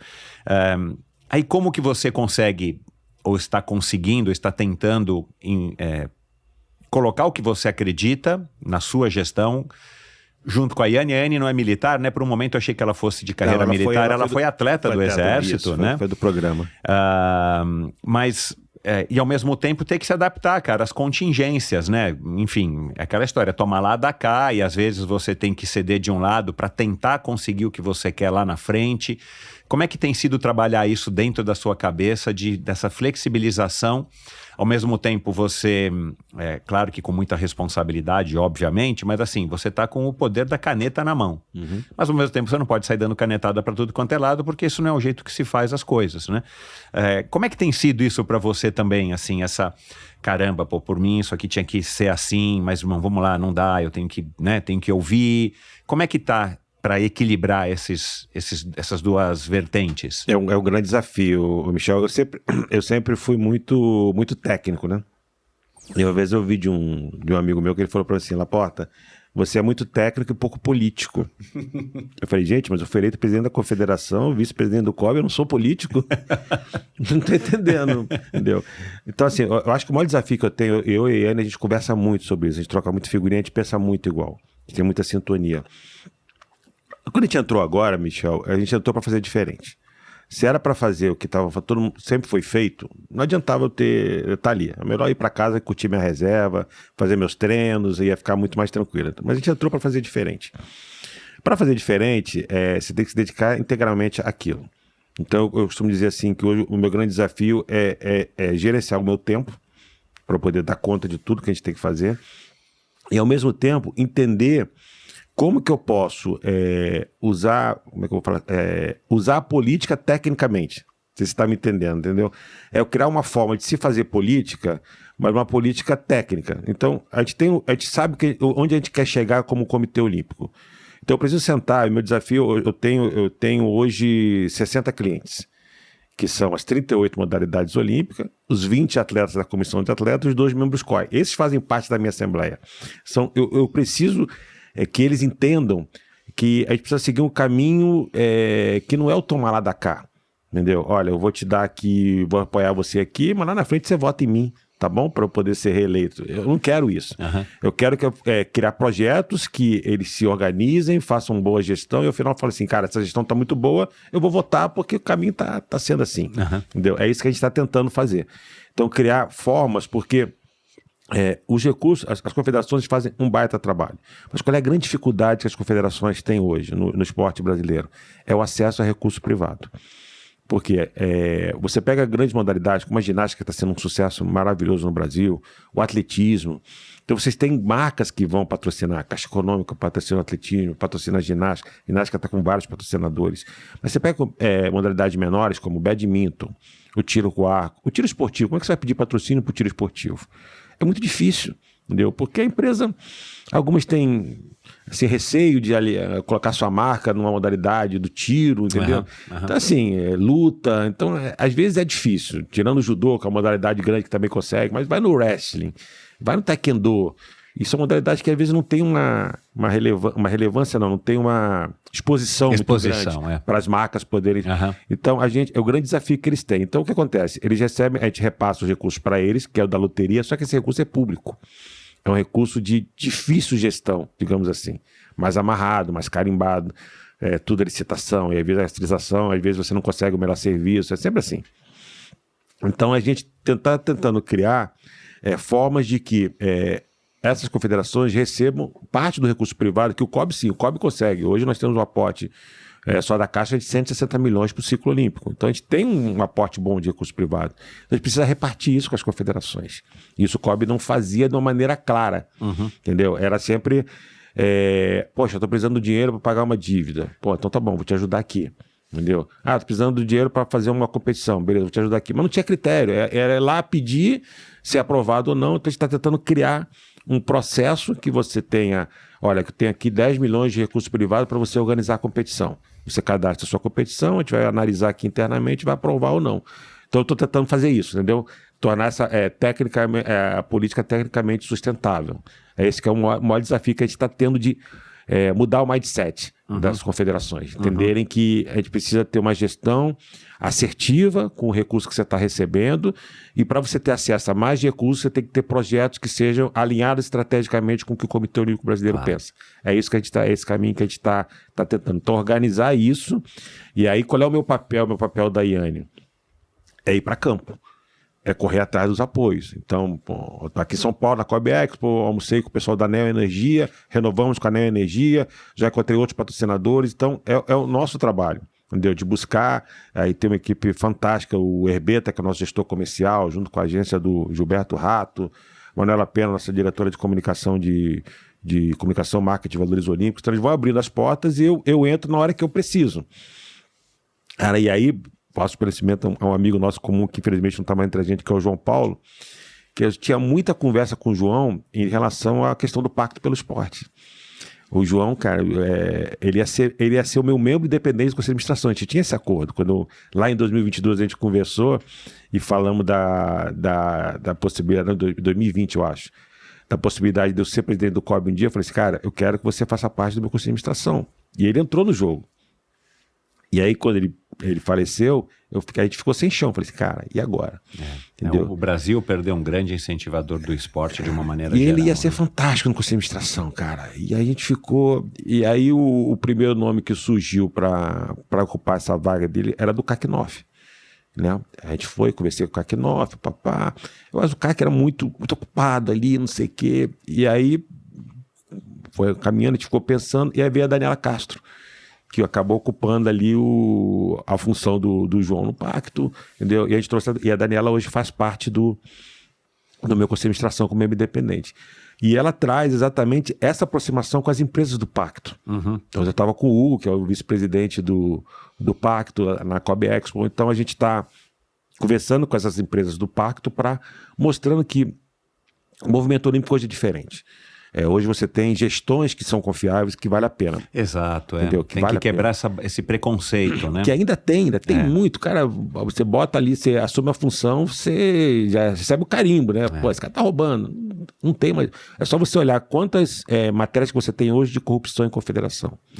Verdade. Por dois motivos. Primeiro, que a gestão melhorou, e segundo, o controle aumentou muito. Então, os controles internos que nós temos dentro do COB para evitar qualquer questão de fraude são muito rigorosos. Compliance, conselho de ética, tem tudo muito bem estruturado. Então, é muito difícil que alguém tente fazer alguma coisa errada. Entendeu? E quem tenta, naturalmente, é expurgado. Então, então, hoje, o esporte ele é muito confiável para entregar. O que ele entrega hoje é muito bom. E a gente criou uma coisa diferente dentro do Comitê Olímpico, que é o quê? Fazer com que as empresas não patrocinem pelo resultado. Eles tem um sistema de pertencimento ao movimento olímpico, né? Eu estou aqui porque eu acredito nos valores olímpicos, eu acredito nesse projeto que a gente está vendendo, que é fantástico, foi uma ideia que a gente teve, que é o Juntos por uma Nação Esportiva, que o Brasil só vai ser uma potência olímpica depois que for uma nação esportiva. Não tem atalho, não adianta ficar investindo dinheiro no alto rendimento, porque é temporário, entendeu? Tem que criar uma base de praticantes, todo mundo. Então, a gente tem que começar esse discurso agora. Então, e isso, por exemplo, eu fiz esse meu discurso na minha posse, no dia 15 de janeiro. Tava lá o Bruno da Vale, que é da parte de marketing, falou assim, cara, ele me procurou no dia seguinte. Cara, isso é muito alinhado com a Vale. E a Vale já até entrou como patrocinador nosso. Ai, que bom. Entendeu? Então, assim, essa mensagem que tem tentado passar, e aí esse recurso acaba chegando também nas confederações. Então, é isso que eu estou tentando, é o nosso desafio, Michel, é mudar essa forma de fazer a política esportiva no Brasil.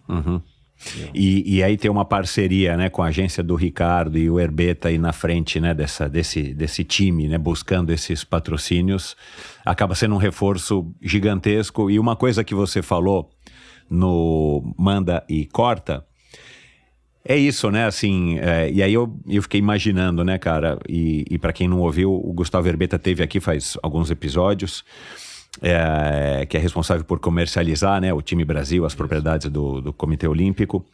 E, cara, é uma soma de esforços para que no final das contas é um ganha-ganha, né? Porque as empresas que entrarem ganham, os atletas na ponta vão ganhar esses recursos para terem mais oportunidade de conquistar as medalhas, que isso vai gerar satisfação e vai trazer mais verba para o COB e por aí vai, né? Então, é uma equação que ela se fecha nela mesma, mas precisam ter vocês aí correndo atrás no dia a dia.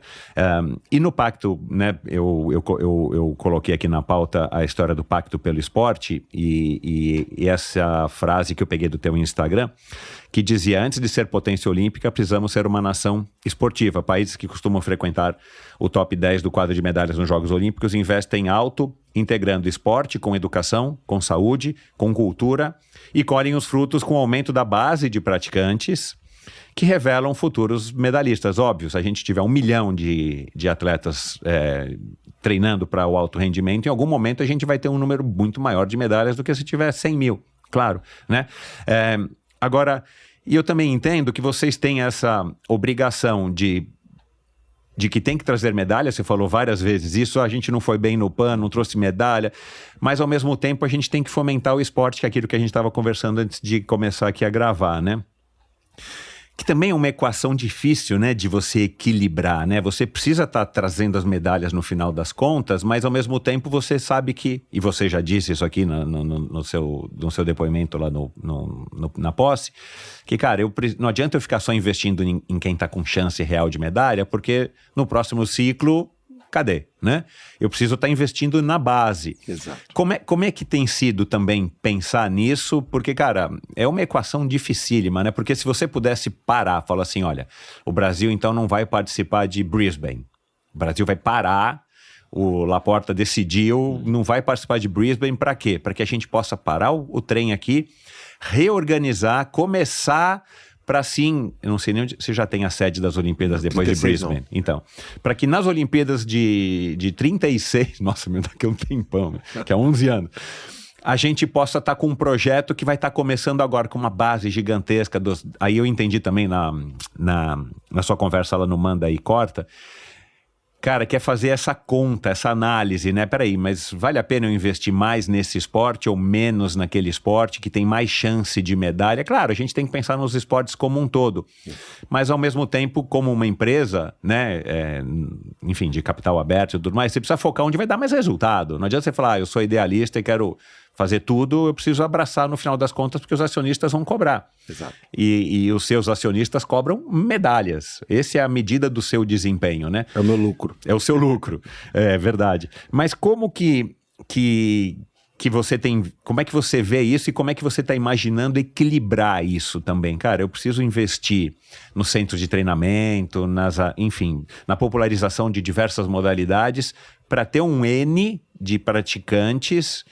que, claro, agora não dá nem para pensar em medalha, mas se esse N crescer, em algum momento esse N vai gerar 10, 20, 30, 40, 50 pessoas que podem ser postulantes a uma vaga olímpica que vai estar ali a nossa medalha em algum momento, né? É esse o conceito, cara. Por que a gente fala juntos por uma nação esportiva? Porque o COB não consegue fazer sozinho. Exato. Entendeu? Então, o que a gente está tentando é mobilizar a sociedade como um todo, os entes, né, que trabalham na gestão do esporte brasileiro, para que entenda qual é a grande falha que eu acho que nós temos no Brasil hoje, Michel, é a definição clara de quem faz o quê.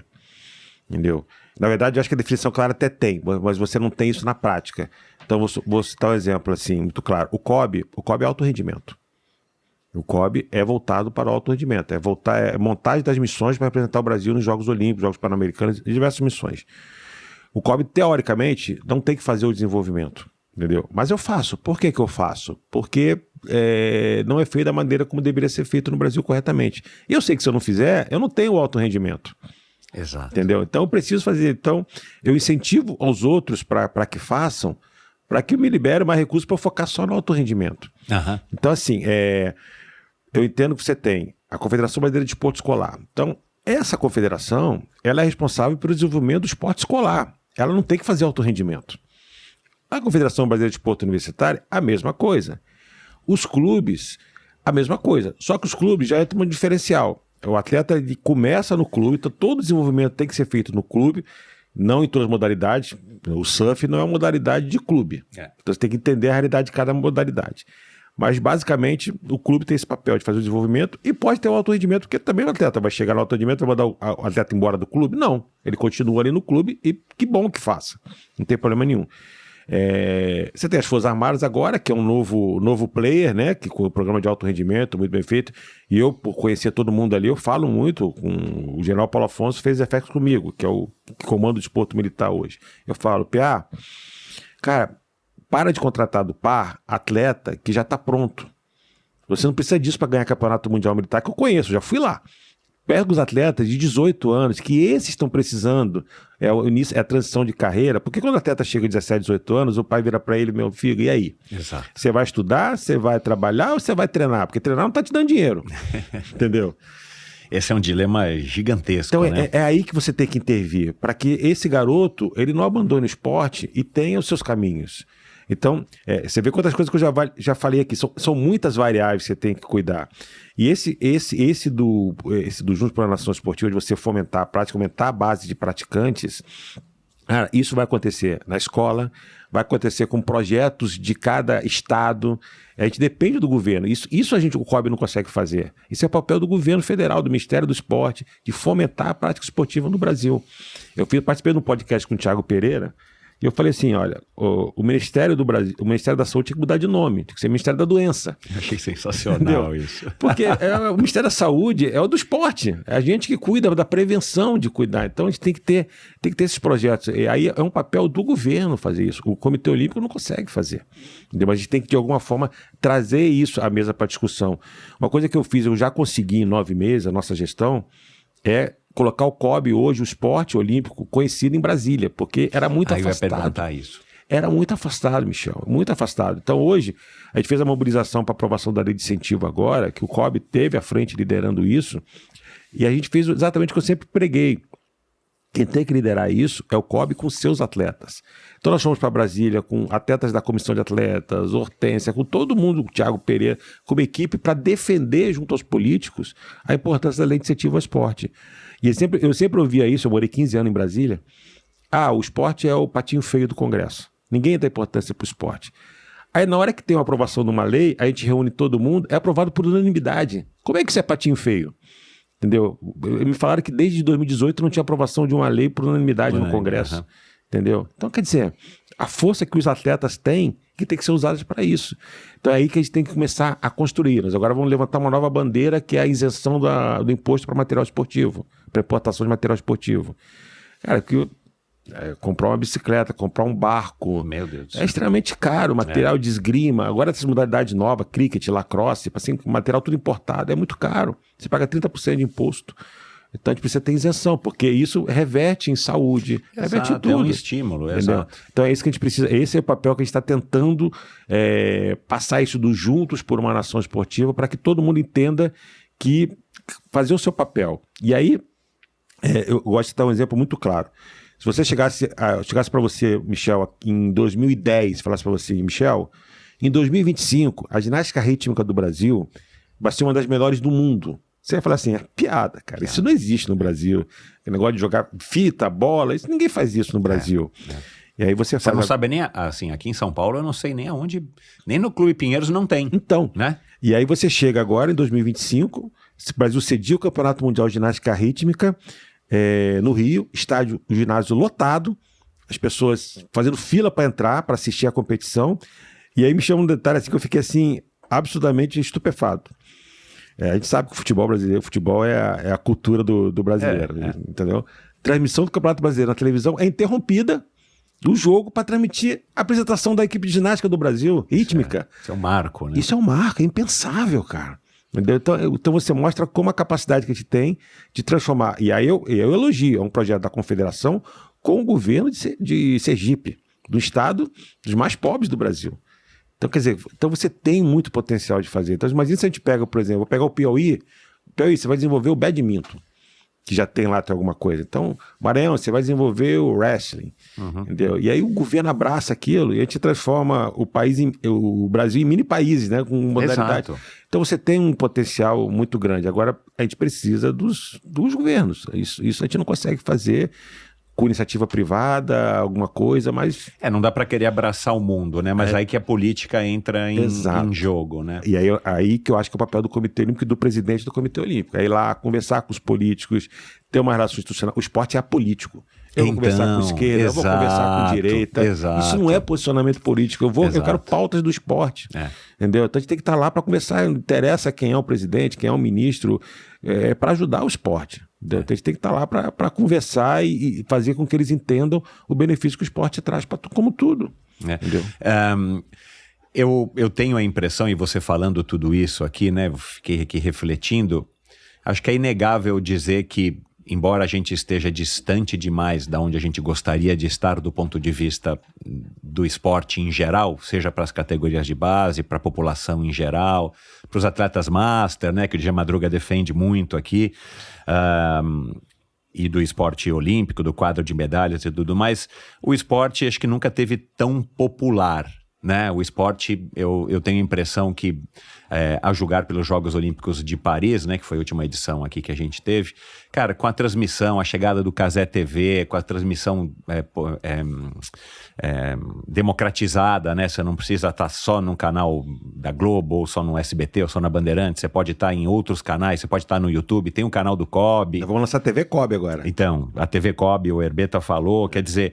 Então, cara, democratizar o acesso ao esporte também é isso, né? Você transmitir, ter acesso para que as pessoas saibam o que é badminton, o que é softball, o que é lacrosse, né? Não é só o futebol, o vôlei, o basquete, né? Isso. O próprio triatlon, né? E aí entra essa história, né? Como o trabalho do Ironman como instituição mundial, global, mas o do Galvão aqui no Brasil... Como trouxe o triatlon, né, para Faria Lima, não importa, mas assim, o triatlon tá na moda, né? Exato. Então, assim, então os políticos são brasileiros, os políticos estão impactados por isso, porque o cara é político naquele momento que ele está trabalhando, mas em casa, no final de semana, o cara tem acesso a isso. Então isso eu vejo com bons olhos. Desde quando você começou, né, como vice-presidente do COB, ou mesmo ali na CBTRI e tal, você também é otimista nesse sentido, embora a gente esteja muito aquém de onde a gente gostaria de estar, a gente está caminhando. A gente está caminhando, porque aí à frente do COB te dá mais esse poder de, cara, eu vou conseguir fazer o Brasil chegar num patamar acima do que estava quando eu entrei no quesito envolver o esporte em tudo, desde a educação de base até o alto rendimento, até o quadro de medalhas. Não, eu acredito muito, Michel. Eu acredito que o Brasil tem esse potencial. E eu sempre falo assim para a minha equipe lá, para a minha diretoria, que eu consegui montar uma equipe fantástica, que eu costumo falar assim, um maior privilégio que eu tenho de ser presidente do Comitê Olímpico é poder conviver com meus ídolos.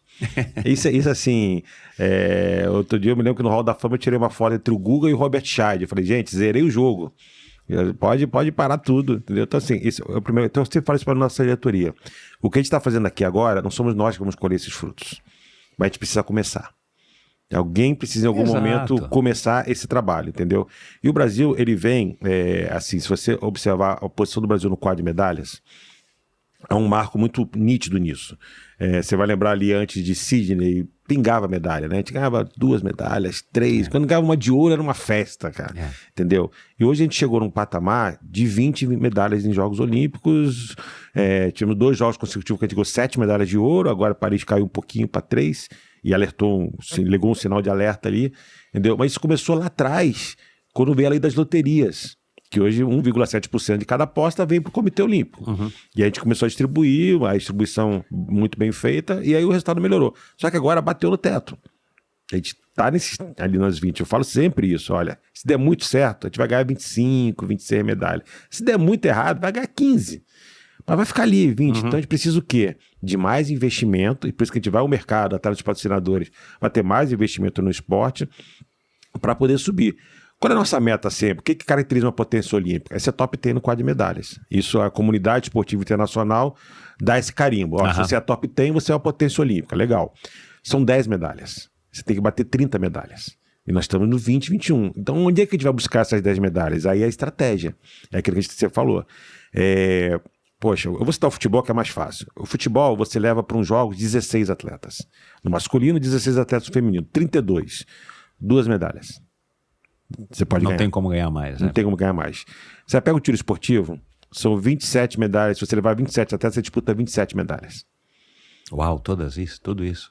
E aí, natação, atletismo, judô, taekwondo, o wrestling, esportes individuais, que dão muito ciclismo, remo, entendeu? A relação custo-benefício precisa ser calculada, claro, Exato. Em algum momento. Então, agora você precisa investir nessas modalidades. Entendeu? Estou conversando muito com o ciclismo, que é o Jamil, que é o presidente, que foi um atleta olímpico de ciclismo. Eu falo, Jamil, cara, a gente não pode passar em branco no ciclismo, cara. Não pode. Entendeu? Então a gente está tentando reconstruir e tem que começar agora. E não vai colher fruta em Los Angeles. Não. Talvez não colhe em Brisbane, mas vai colher em 36. Mas tem que começar agora. O remo, a mesma coisa. Eu não acredito que o Brasil, com o litoral que tem, com o potencial que tem, as lagoas que tem, não tenhamos um remo forte. Entendeu? Que a gente perca no remo na América do Sul. A gente não ganha na América do Sul. Entendeu? Então, precisa fazer um trabalho. E aí é isso, é pegar essas modalidades, aí estrategicamente o Comitê Olímpico focar em mais investimento nessas modalidades e privilegiar projetos que beneficiem essas modalidades individuais. Porque as coletivas, elas têm vida própria. O vôlei tem vida própria, o futebol tem vida própria, o basquete está reconstruindo agora. Então, elas têm mais ou menos vida própria. Então, a gente está muito tranquilo em relação a isso. Eu não preciso investir nada no futebol. A CBF faz muito bem, entendeu? A CBV no vôlei... já tem recursos, né? Tem, entendeu? Claro. Então, a gente tem uma segurança... O vôlei entrega toda... A gente dá o apoio para o vôlei lá e eles entregam muito bem. Então, esse está resolvido. Agora, a gente precisa dessas outras modalidades. E aí, outro detalhe. Esses países que estão no top 10, eles medalham 18, 19 modalidades diferentes. O Brasil medalha hoje em 10. Em Tóquio medalhou em 12. Isso é uma conta que precisa ser levada em conta. Então você tem que aumentar o número de modalidades de medalhistas. Eu até brinco assim, olha, o triatlo pode ser uma nova que vai entrar nisso aí em Los Angeles. Pode aumentar a conta, entendeu? Olha. Então vamos lá, o tiro com arco bateu na trave, o tênis de mesa com caldeirano. Então, pode ser modalidades novas que vão entrando, entendeu? A ginástica rítmica. Então a gente tem que aumentar esse número de modalidades e aí é o investimento assertivo que eu falo. Quando eu falo investimento assertivo é isso. pegar o recurso que você... Não adianta você receber mais recurso e empregar de maneira errada, fazer o mais do mesmo. Vou continuar investindo no futebol, no esporte coletivo, não vai melhorar, entendeu? É isso que a gente tem que...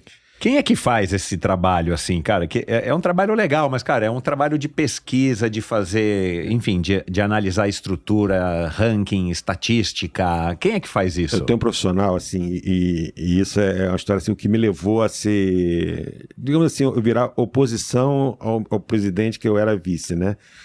A gente voltou da melhor campanha da história de 2021, a gente tinha uma equipe na área de esporte muito bem azeitada. O diretor de esporte era o Jorge Bichara. Uhum. A equipe funcionava muito bem. E aí, aquele protagonismo todo, 2021, foi muito bem. E aí começou a haver um questionamento interno da presidência em relação ao trabalho do Bichara. Uhum. E eu tentando ser blindar. Não, pô, certo, até que houve a demissão dele. E aí eu não participei dessa decisão, não fui ouvido. Eu fui para a imprensa, reclamei. Aí que eu e o presidente meio que a gente deu uma rachada. E ali eu falei assim, cara, eu vou tomar outro rumo, que isso aqui não estou satisfeito. E aí, quando eu ganhei a eleição, eu trouxe o Bichara de volta. Entendeu? Foi assim. E a gente montou uma equipe ali estratégica. O que eu fiz? Eu trouxe a Yane, eu fui vice-presidente, para me ajudar nessa parte política. Fui buscar o Emanuel como diretor-geral, porque o Emanuel, além de ser um campeão olímpico, isso é uma pessoa assim, de fácil relacionamento com qualquer um, que sabe. Conversar, atender as confederações, e o trabalho do CEO do COB, que ele é diretor-geral, o CEO do COB. Ele que toca o COB dia a dia. Eu e a Iana, a gente faz a parte política. Então o Emanuel faz um baita trabalho. Então ele consegue entender o funcionamento, ele tem experiência, trabalhando no Fluminense, foi secretário nacional de alto rendimento. Então ele tem esse conhecimento ali, então foi tranquilo. Entendeu? Trouxe o Marcelo Vido, que era o diretor de esportes olímpicos do Flamengo, que revolucionou o esporte olímpico do Flamengo através de patrocínios via lei de incentivo ao esporte. Falei, cara, é tudo que eu quero. Entendeu? Então eu trouxe o Marcelo Vido, ele está montando a área administrativa e financeira do COB, e ele tem formação na Dom Cabral, em administração, em economia, então é pessoa certa, atleta olímpico, tem experiência olímpica, conhece tudo, então beleza. A Manuela Pena, comunicação e marketing, voltou a fazer o trabalho, mantive o Herbeta, entendeu? E trouxe o Bichara de volta para tocar o esporte. E o Bichara faz todo esse estudo, cara. Você conversa com ele assim, e ele nas reuniões, ele tem visões. Outro dia a gente fez uma reunião com o wrestling, ele vai matar eu contar isso. e aí o presidente do wrestling, que é muito bom, o Flávio, faz um trabalho excelente. O wrestling é uma modalidade que vai crescer muito no Brasil. Ele está fazendo um trabalho esse trabalho de nação esportiva. Ele tem centro no Nordeste, centro no Minas Gerais, está abrindo tudo. Fechou agora com o Paulistano, vou montar uma equipe, tá bem legal, bem legal. E aí o Flávio veio me pedir ajuda. Olha, tem aqui esse projeto, queria que vocês opinassem. Aí ele queria trazer um técnico, papapá, a Bichara falou assim, como é que tá a questão da arbitragem internacional? Arbitragem internacional? Ele está falando de técnico e puxou para arbitragem. Não, é tranquilo. O cara bem trabalho tem que fazer, porque o resto é subjetivo, né? A avaliação dos golpes ali. Pega esse cara da arbitragem internacional e traz para dar curso no Brasil. Entendeu? Traz o cara para dentro do Brasil, comunidade, vai ganhar um dinheiro, papapá, não sei o que, vai trabalhar assim. Traz esse cara para ele conhecer o trabalho no Brasil. Porque quando ele estiver lá, organizando a arbitragem, já vai ser uma coisa que vai ajudar. E segundo, vai buscar o melhor técnico possível. Mas esse cara não quer trabalhar no Brasil. O cara tá bem empregado lá. Eu sei, mas você não precisa daquele trabalho no Brasil. Traz ele primeiro para dar um training camp aqui. Vai pouco a pouco. Esse ano você vai dar um training camp aqui. No segundo ano você vai dar outro training camp. Porque esse cara vai começar a ver, poxa, acho que de repente vale a pena trabalhar aqui. Ou ele vai indicar alguém. Entendeu? Então é isso. Não adianta você buscar o cara que está disponível para trabalhar no Brasil. Não. Tem que buscar o cara que você quer que trabalhe no Brasil. Uhum. Entendeu? Cara, assim, então é uma visão... Eu tô falando do wrestling, né? Então ele consegue ter uma visão das modalidades assim... E é fantástico. Às vezes ele entra na minha sala, eu pergunto uma coisa, ele, não, Marco, isso não, entendeu? Aí ele já traz o arrazoado, tudo. Eu falei, você tem razão. Então, assim, e ele consegue se aproximar muito do atleta. Ele sabe da vida particular do atleta, ele se preocupa com isso, ele tem um cuidado especial com cada um deles, entendeu? Então, assim, é um baita profissional. Eu tenho muito tranquilo com a minha equipe que eu tenho ali. Que bom. E você falando da Yane, né? E uma das coisas que a gente mais ouve a respeito da Yane é da preparação que ela fez, né? Ela não é só uma atleta medalhista que chegou lá e de repente tá nessa cadeira, putz, né? Ela se preparou e tudo mais. Isso é falando do Emanuel. A gente também tá tendo agora, talvez, nos últimos anos, sei lá, década, atletas que depois da carreira resolveram, por acreditar no esporte, estudar, se aperfeiçoar, se capacitar para colaborar com o esporte. Isso também acaba sendo muito legal, né? Porque aí você não depende só de profissionais de fora do esporte, de pessoas de carreira, que talvez muitas vezes é a queixa ou a maneira como quem está de fora olha e fala, esse cara é só um político que está ali para se beneficiar, né? Pô, o cara é um atleta, o cara sabe, né, o que foi, ele sabe o que é ir para uns Jogos Olímpicos, ele sabe o que é ganhar, ele sabe o que é perder, é uma outra vivência, né, cara? E são pessoas, de novo, né, aquilo que eu digo aqui para muita gente. A gente vai viver, mesmo quem foi atleta profissional ou olímpico, você vai viver muito mais anos da sua vida não atleta do que atleta. Sim. Então essas pessoas têm que pensar no seu pós-carreira. E se as pessoas forem tocadas nesse nível de falar, cara, eu vou me aposentar aqui, mas eu quero seguir colaborando com o esporte de fora, é uma causa nobre e o cara está continuando o legado dele que já foi atleta e agora ele quer contribuir com o esporte de fora, né? Isso é muito bacana. Não, sem dúvida, Michel. Eu vou falar uma coisa que tem muito empresário que ouve o seu podcast. Eu vou falar uma coisa muito, muito, muito simples. Um atleta olímpico é diferente. Um medalhista olímpico é mais diferente ainda. O funil que esses caras passam para chegar aonde chegaram, eles têm qualidades que o diferenciam de qualquer profissional. Entendeu? São qualidades que interessam para você ter na sua empresa.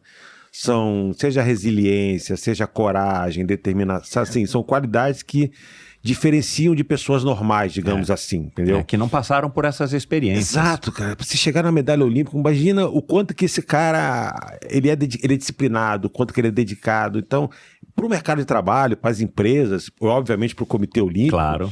Isso é fantástico. Então, a gente tem feito isso, a gente tem um projeto, um curso dentro do COB, que é o Programa de Carreira de Atleta, que antigamente se chamava Programa de Transição de Carreira. Aí se mudou na gestão passada de Programa de Carreira do Atleta, que começa quando o atleta é jovem, para que ele pense no fim de carreira dele. Exato, não adianta você chegar o cara com 36 anos e aí, você vai fazer o que agora? Vamos fazer aqui um programa de transição de carreira. Mas eu não estudei, eu não me preparei. Entendeu? Então, assim, não dá para ser feito de um ano para o outro. Não. Então a gente tem esse programa de carreira e termina, são várias turmas e tem no final ele faz o transição de carreira. Aí sim, a gente faz questão de trainee em empresas, a gente tem um acompanhamento dos coaches do COB para direcionar para o mercado de trabalho. Então a gente faz todo um trabalho, um curso de 1 ano. Que está fazendo, por exemplo, agora é o Mamute, o Alisson do vôlei. Que legal. Então, assim, a gente prepara o atleta para isso. E mais do que isso, nós dentro do Comitê Olímpico, a gente busca ter esses atletas na gestão. Mas aí tem um detalhe, ele precisa se preparar. Não, exato, não é só a medalha, chegar lá com a medalha. O teu currículo aqui é a minha medalha. Não é só a medalha. A medalha é um ingrediente, mas não é o que torna ele apto, né? E a Iane fez isso. A Iane se formou em educação física, fez curso de gestão esportiva, fez curso de gestão pública, foi secretária de esporte de Recife, presidente da comissão de atletas. Então, ela não foi à toa. Não é porque ela é uma mulher, porque é uma medalhista olímpica. Não, é porque ela é uma profissional preparada para isso. Para ser uma vice-presidente do Comitê Olímpico. Exato. Entendeu? E o Emanuel é a mesma coisa. Preparado para ser um CEO do Comitê Olímpico. Ela não está aí por acaso, exato, né? Nem o Emanuel. Então, assim, então a gente tem, e tem vários, tem Natália Falavinha, Sebastião Pereira, Mozia, vários atletas que trabalham dentro do Comitê Olímpico Brasileiro porque se prepararam para isso. E são profissionais diferentes. Se você tem um profissional desse na sua empresa, vale muito a pena. O Thiago Pereira aqui, está trabalhando numa empresa de seguros aqui, como quase um conselheiro da diretoria ali, entendeu? Porque a visão é diferente, entendeu? Então, assim, aproveitar esse... E tem vários casos de exemplo de atletas olímpicos que são empresários de sucesso. Gustavo Borges, César Cielo, o Jura, com esse projeto fantástico dele das escolinhas, entendeu? Então, impressionante. O que o Juraci faz é de dar orgulho mesmo. O futuro do triatlo brasileiro está garantido. Exato. Está garantido. Eu falo pro Jura, Jura, tu está garantindo o futuro do triatlo brasileiro, cara. Não é possível que não saia daí atleta. E você falou aqui de tantos nomes e tudo mais. Quem foi a pessoa, você falou que você tirou foto ao lado do Robert Scheid, de quem mais? Do Guga, né? Mas qual foi a pessoa mais improvável aí que você conheceu nesses 10 meses, nesses 9 meses à frente do COB, que você jamais imaginou conhecer? Foi ontem, Carl Lewis. Ah, não acredito. O Carl Lewis veio na Kobe Expo. Que legal, e aí a gente foi jantar com o Carl Lewis, cara. Aí depois da quinta caipirinha ele começou a falar demais, cara. Foi muito bom, cara. Meu, que legal, cara. Carl Lewis, cara. Que legal. Eu não acredito que eu tô jantando com o Carl Lewis, cara. Uau. Era sensacional. E ele tá envolvido com esporte em que nível? Ele trabalha lá com o treinador, ele faz alguns trabalhos, e faz palestra, viaja o mundo. Meu, que atleta que esse cara foi. 64 anos em forma, Michel. Você não acredita, cara. Ele tá tipo o Joaquim Cruz, cara. Meu, exato. Joaquim Cruz, você olha ele nos vídeos dele do Instagram e tudo mais, você fala, meu, esse cara tá... Cara, mas assim, cara, super humilde, simpático pra caramba. Que legal, entendeu? Deu uma cara. palestra pra gente na Kobe Expo, super acessível, cara. Acabou as perguntas, ele falou assim, não acabou perguntando, não, quero mais, quero falar mais. Ficou mais meia hora lá falando. Muito bom, foi improvável, não esperava, foi... Que legal, foi super cara, bacana, que legal. Pra gente caminhar aqui já no finalzinho, Laporta, de tudo isso que você falou, de tudo que você não falou aqui, de tudo que você já percebeu, cara, assim, a tua gestão é até o final dos jogos, quer dizer, final de 2028. 28, né, Los Angeles. Muito do que você está fazendo a gente não vai ver, né, em 2028, né, então você também tem essas duas frentes além de todas as outras, né, mas assim, você tem que trabalhar com o urgente, que é o ciclo que nós estamos vivendo, mas você também tem que pensar em deixar uma construção para Brisbane e principalmente para a próxima Olimpíada em diante, né. Como é que você gostaria de estar, se a gente estivesse aqui em novembro, dezembro de 2028, como é que você gostaria de ter olhado aí esse ciclo e ter deixado o quê? Eu gostaria de ter melhorado o resultado nos Jogos de Los Angeles e já ter uma geração pronta aparecendo para Brisbane. Porque hoje qual é o grande desafio que eu acho? É aumentar o número de prováveis medalhas olímpicas. Porque há uma conta matemática aí que dizem que para cada medalha que você quer ganhar, você tem que ter 4 chances. Então, se eu quero ganhar 30, eu tenho que ter 120 chances de medalha. Caramba. Entendeu? Essa é a conta que os estatísticos fazem internacionalmente. Então, esse número que hoje está chegando com 80 chances de medalha. Entendeu? Então precisa buscar aí mais 40. Mas dá para os Jogos Olímpicos de Los Angeles? Para Los Angeles está apertado. Isso foi eu usei isso muito no início do ano e eu repito, assim, eu acho que a gente está numa curva de declínio desde de Tóquio para Paris.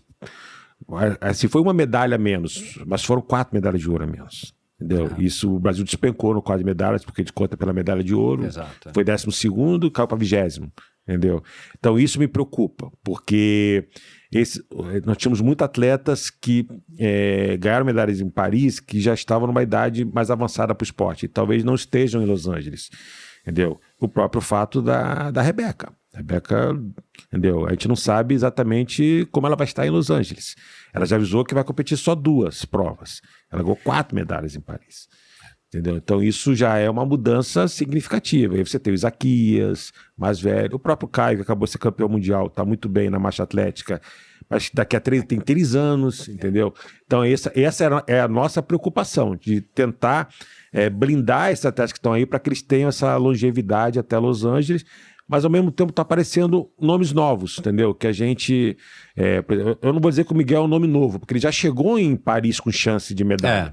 Entendeu? Mas ele ainda tem... Ele ainda vai chegar no melhor dele. Tem muito a evoluir, então. Então você tem o Miguel, você tem o Marcos Vinícius, que bateu na trave no tiro com arco, o Calderano, você tem a ginástica rítmica, então tá aparecendo outros, o surf, que sempre nos traz medalha, o skate. Então a gente tem um grupo de modalidades. O boxe, que a gente esperava 3 medalhas, foi apenas uma. Entendeu? Que boxe é uma modalidade que a gente já tem aí uma certa tradição, né? Do boxe olímpico. Nós chegamos agora, ganhamos 4 medalhas no Mundial. Uma de ouro e 3 de prata. Entendeu? Então, assim, boxe tem um potencial enorme. E o trabalho que a Confederação de Boxe faz no Brasil é excelente. Entendeu? Então, eles sabem, eles erraram. Eles sabem, eu conversei com o Matheus, que é o diretor técnico dele lá. Eles falaram, a gente já sabe onde errou a porta. E a gente não vai errar de novo. Entendeu? Então eles vão chegar fortes lá em Los Angeles. Então é isso, é trabalhar agora, mas ao mesmo tempo é o que você falou, pensando nessa geração de Brisbane e de 36, para poder construir. Então é isso que eu quero, chegar no final de 28, falar assim, cara, conseguimos, fomos bem em Los Angeles, melhoramos o resultado e já tem aqui mais uns 100 atletas sendo preparados para Brisbane. É isso que a gente quer. Como é que você fica sabendo de todos os resultados? Tem alguém que passa um release de todas as provas e mundiais? Eu gosto de acompanhar muito. Ou você tem um telão assim na tua sala, assim, todo recortado com todos os canais de todas as modalidades? No meu celular mesmo. Porque, cara, é muita modalidade para você estar ligado. É muito, né, cara? Mas a gente tem um grupo ali, o Bichara me abastece toda hora de informações. Eu sempre pergunto quais são as competições importantes desse fim de semana. O que tem mundial? Eu não dá pra acompanhar tudo, né? Claro, mas acho que a gente consegue assistir, eu assisto, madrugada, entendeu? Então, às vezes eu consigo ir presencialmente, né? E consigo ver. Mas a gente acompanha, eu sou apaixonado, eu gosto, às vezes tô domingo de manhã assistindo, sábado, eu sempre procuro assistir, mas a gente acompanha todos. E a gente tem o grupo dos presidentes de confederação, né? E eles abastecem. Legal. Acabamos de ganhar medalha, a gente sai, a gente comemora, legal. É bem bacana. Então a gente está muito, muito atualizado sempre. Se você tivesse que escolher um esporte para assistir, não para praticar, para assistir, assim, qual é o esporte que mais te agrada, que te dá mais Você quer que eu responda mesmo? Tem certeza? Eu preciso responder? Pô, mas é legal para aumentar a audiência, cara, vai. O triatlo, cara, não tem como, cara. Não tem uma prova de triatlo que eu não fico maluco ali na beira. Aliás, o teu Instagram, né, eu fui até o primeiro post. Uhum. Cara, é só triatlon, cara. Tem os vídeos do... Eu tomo bronca da minha comunicação às vezes. Fala, segura um pouco. Falei, cara, não tem. Eu faço parte do executivo board, eu tenho que divulgar o triatlo também, cara. Não, o triatlo é uma paixão pra mim, assim. Eu sou aficionado de futebol, todo mundo sabe também, minha paixão pelo Flamengo, mas o triatlo, cara, é minha vida, minha paixão, cara. Assim, acompanho todas as provas ali do circuito mundial. Agora antigamente acompanhava mais, mas agora só consigo acompanhar mesmo as hoje o WTCS, né? Uhum. Acompanho todas. Ontem teve o AI, como não tinha brasileiro, também não assisti, não. Porque madrugada também não vale a pena. Mas quando tem o Miguel de madrugada, o Messias, a Vitória, a Jennifer, eu tô lá sempre torcendo muito por eles. E eu falo agora, como eu virei presidente, esse ano eu já fui na Hamburgo, no Mundial lá, no Relay. E vou para a Austrália agora. E como eu tô na Executivo Board, vai ter a Copa do Mundo em Jurerê, né? Em novembro. Então eu vou estar lá. Então eu tô sempre acompanhando. Legal. Ó, como você deu a resposta certa, eu vou te dar um óculos da Oakley, um presente bacana, que eu sei que você gosta. Ele não é o óculos do triatleta, ele é o óculos também do triatleta, né? Eu conheci ele através do triatlon, os meus grandes ídolos usavam Oakley. E aí até fiz uma brincadeira agora recentemente aqui com o Amorelli, com o Walter Tlaija sobre o óculos do triatlon, óculos não do triatlon, mas eu escolhi um modelo aqui que eu acho que você vai gostar. Bacana, cara. Um óculos bem bacana, mais discreto, que dá para você presidir o COB com ele, mas dá também para você dar suas corridinhas no final de semana. Tem que trazer minha bicicleta de Brasília, cara. Pois é, então... Apesar de eu ser carioca, o Rio de Janeiro me assusta um pouco no ciclismo ainda, mas... cara, essa é uma questão que as grandes cidades têm, né? E eu já pedalei muito, não dá pra dizer isso, mas, cara, assim, meus pedais em Brasília eram fantásticos, cara, nos anos 90. Cara, o melhor lugar pra treinar no Brasil. Eu tenho uma lembrança, assim, tão gostosa, cara, daquela temperatura seca, mas, assim, uma temperatura gostosa quando eu ia pra lá. E foi um ano, acho que 7 ou 8 vezes pra Brasília. Maravilha, o Brasil é fantástico, né? Eu fico à vontade que eu sou carioca, eu morei 15 anos em Brasília, eu sou apaixonado por Brasília. Saía cedo, 6 horas da manhã tava no parque pedalando, cara, encontrava com o Leandro, cruzava com todo mundo ali, cara. É muito legal. Agora, deixa eu te fazer uma pergunta, eu fiz essa pergunta aqui pro Herbeta, eu não sei nem se você quer falar a respeito disso, mas agora recentemente também eu li, voltou aí de novo ao meu radar, você ouviu falar dos jogos turbinados, né? Os jogos que vai valer doping, né? E eu não sei se o Comitê Olímpico Internacional já se pronunciou, mas eles estão propagando, né? Que vão acontecer em dezembro do ano que vem, 2026, se eu não me engano, acho que Las Vegas, eu não lembro. Vão ser poucas modalidades, mas agora teve um nadador russo que fez aí um super tempo nos 50 metros, fez 20 ou 19 alto, assim, um tempo impensável, supostamente com doping, né? Sim. Não é uma coisa que é afirmada. E a gente fica, né, no nosso esporte aqui do dia a dia, no esporte olímpico e profissional, a gente fica sempre lamentando quando alguém é descoberto no doping, né? É uma coisa que eu sou completamente contra e entendo que a grande maioria das pessoas é contra, e como atleta também eu sou contra, porque, enfim, é roubar, né? É literalmente cortar caminho, é literalmente você roubar. O que você acha dessa iniciativa de Porque o pretexto dos dois organizadores, pelo que eu ouvi e li, é que eles dizem que o Comitê Olímpico não valoriza o atleta como deveria. Aí a crítica deles, né, eu estou só reproduzindo aqui, é que todo o circo dos Jogos Olímpicos envolve bilhões e bilhões e bilhões de dólares e que o atleta não ganha nada. Né, Malemar ele ganha agora a IAAF, né, que agora não é mais IAAF, é a World Athletics, está dando uma premiação para as medalhas, enfim. Aliás, se você quiser falar se existe algum plano, se pode, o COB dá já? O COB dá a premiação já. Desculpa, eu não sabia. Enfim, mas aí eles estão prometendo, por exemplo, esse americano, russo talvez, que bateu o recorde dos... Recorde não, né, o melhor tempo, né, dos 50 metros nado livre em piscina longa. Ganhou $1 milhão por ter feito esse tempo e tudo mais. E aí tem o vídeo que me mandaram, e é o cara nadando numa piscina sozinho, né? Assim, uma coisa que é meio broxante. Eu imagino se ele estivesse nadando numa final olímpica, quanto que ele não faria, mesmo que dopado, né? Que é provavelmente o que ele tá. Mas enfim, eu queria que você falasse um pouco disso, desse conflito de esses organizadores desses jogos estão dizendo que nos jogos deles, que eles pretendem que cresça, eu tô achando já muito minguado para ser uma coisa que vai dar certo, eles vão valorizar o atleta, então eles vão fazer transmissão muito mais democrática, não vão impactar as cidades ou não vão exigir recursos das sedes e vão valorizar quem de fato faz o show, que é o artista, que é o atleta, né? Eles chamam o atleta de artista, entrepreneur, né? Não sei como é que fala em português. Enfim, queria que você falasse um pouquinho disso antes da gente encerrar. Cara, primeiro eu sou totalmente contra, entendeu? E o mesmo posicionamento do Comitê Olímpico Internacional. O Comitê Olímpico já se posicionou sim, e na verdade foi o Thomas Bach, o ex-presidente, né? Que falou que o COI não apoia de forma alguma e acha um absurdo, entendeu? O COI segue as regras da WADA, entendeu? Não preciso falar que eu sou totalmente... contra o doping. Infelizmente passei alguns casos no teatro que eu tive que lidar com isso, que foram muito desagradáveis e constrangedores. Constrangedor, me incomoda muito isso, entendeu? Então eu acho que é um evento, assim, cada um é livre para fazer o que quiser, Michel. Agora, quando você fala que você fala que os organizadores falam que não valoriza o atleta...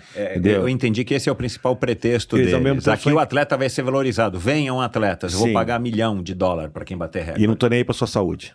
Entendeu? Basicamente é isso. A incoerência é essa, né? Você vem aqui, faz o que você quiser, não tô nem para sua saúde, é o livre-arbítrio, entendeu?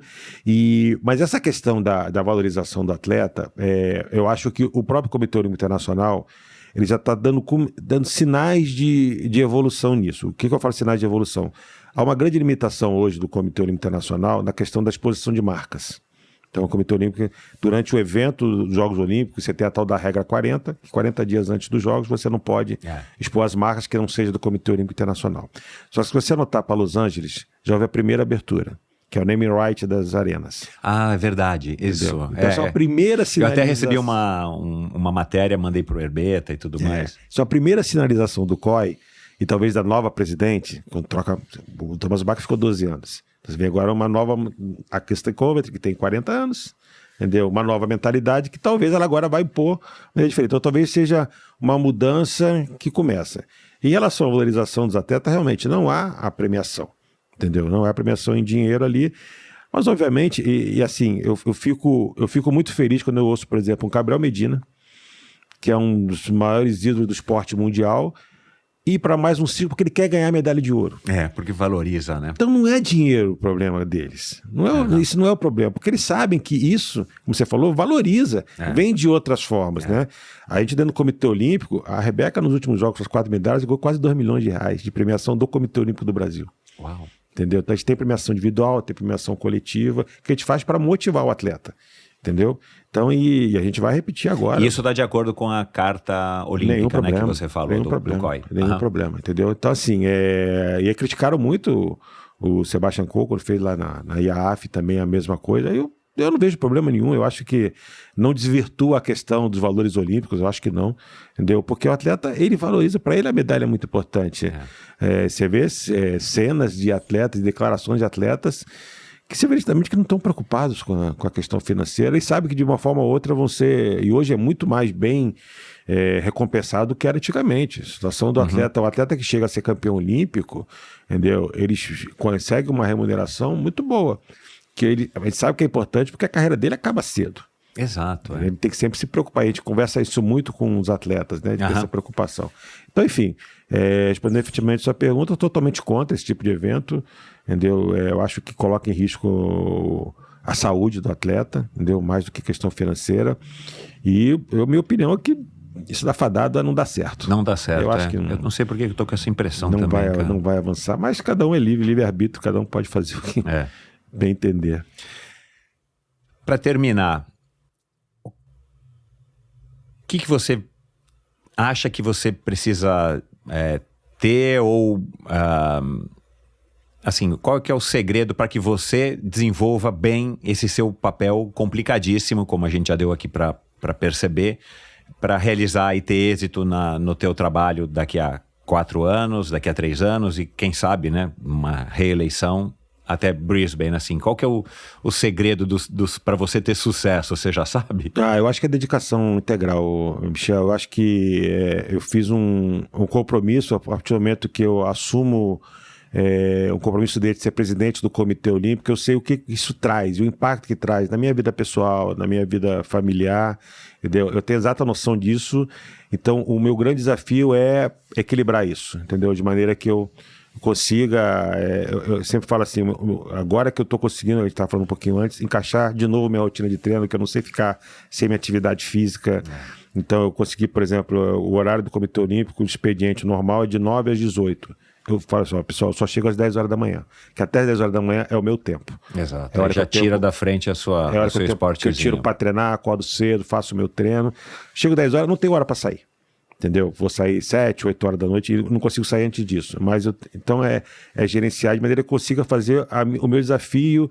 E eu faço muitas viagens. Esse ano já peguei quase 100 voos. Nossa Senhora. É uma loucura, mas sempre com o tênisinho na bagagem. E aí eu coordeno, olha, me coloca para chegar de noite, que eu durmo no dia seguinte, eu acordo no local onde eu estou, faço minha atividade física. Então é gerenciar isso de maneira que eu tenha saúde para poder fazer o trabalho que é isso, que é o trabalho que eu e a Iane fazemos, é de ir, fazer os contatos, possibilitar que a minha equipe tenha condições de trabalhar. Esse que é o meu desafio, que eu me propus a isso e está 100% dedicado a esse projeto. Eu falo assim, no Exército eu abri mão da minha carreira, não fiz cursos para chegar a general, eu não fiz curso para comandar um quartel. Então eu costumo dizer que eu estar como presidente do Comitê Olímpico é o meu generalato. Entendeu? Eu me considero que eu ascendi ao posto de general quando eu cheguei no posto mais alto do esporte brasileiro. Então agora eu tenho que fazer esse trabalho e entregar exatamente as pessoas que confiaram o que eu preciso fazer. E eu não entrei à toa. Eu acho que eu estou pronto para fazer isso. Acho que eu adquiri uma bagagem ali na minha carreira, junto com essa equipe fantástica que eu montei. Acho que a gente tem tudo para fazer um bom trabalho. Legal.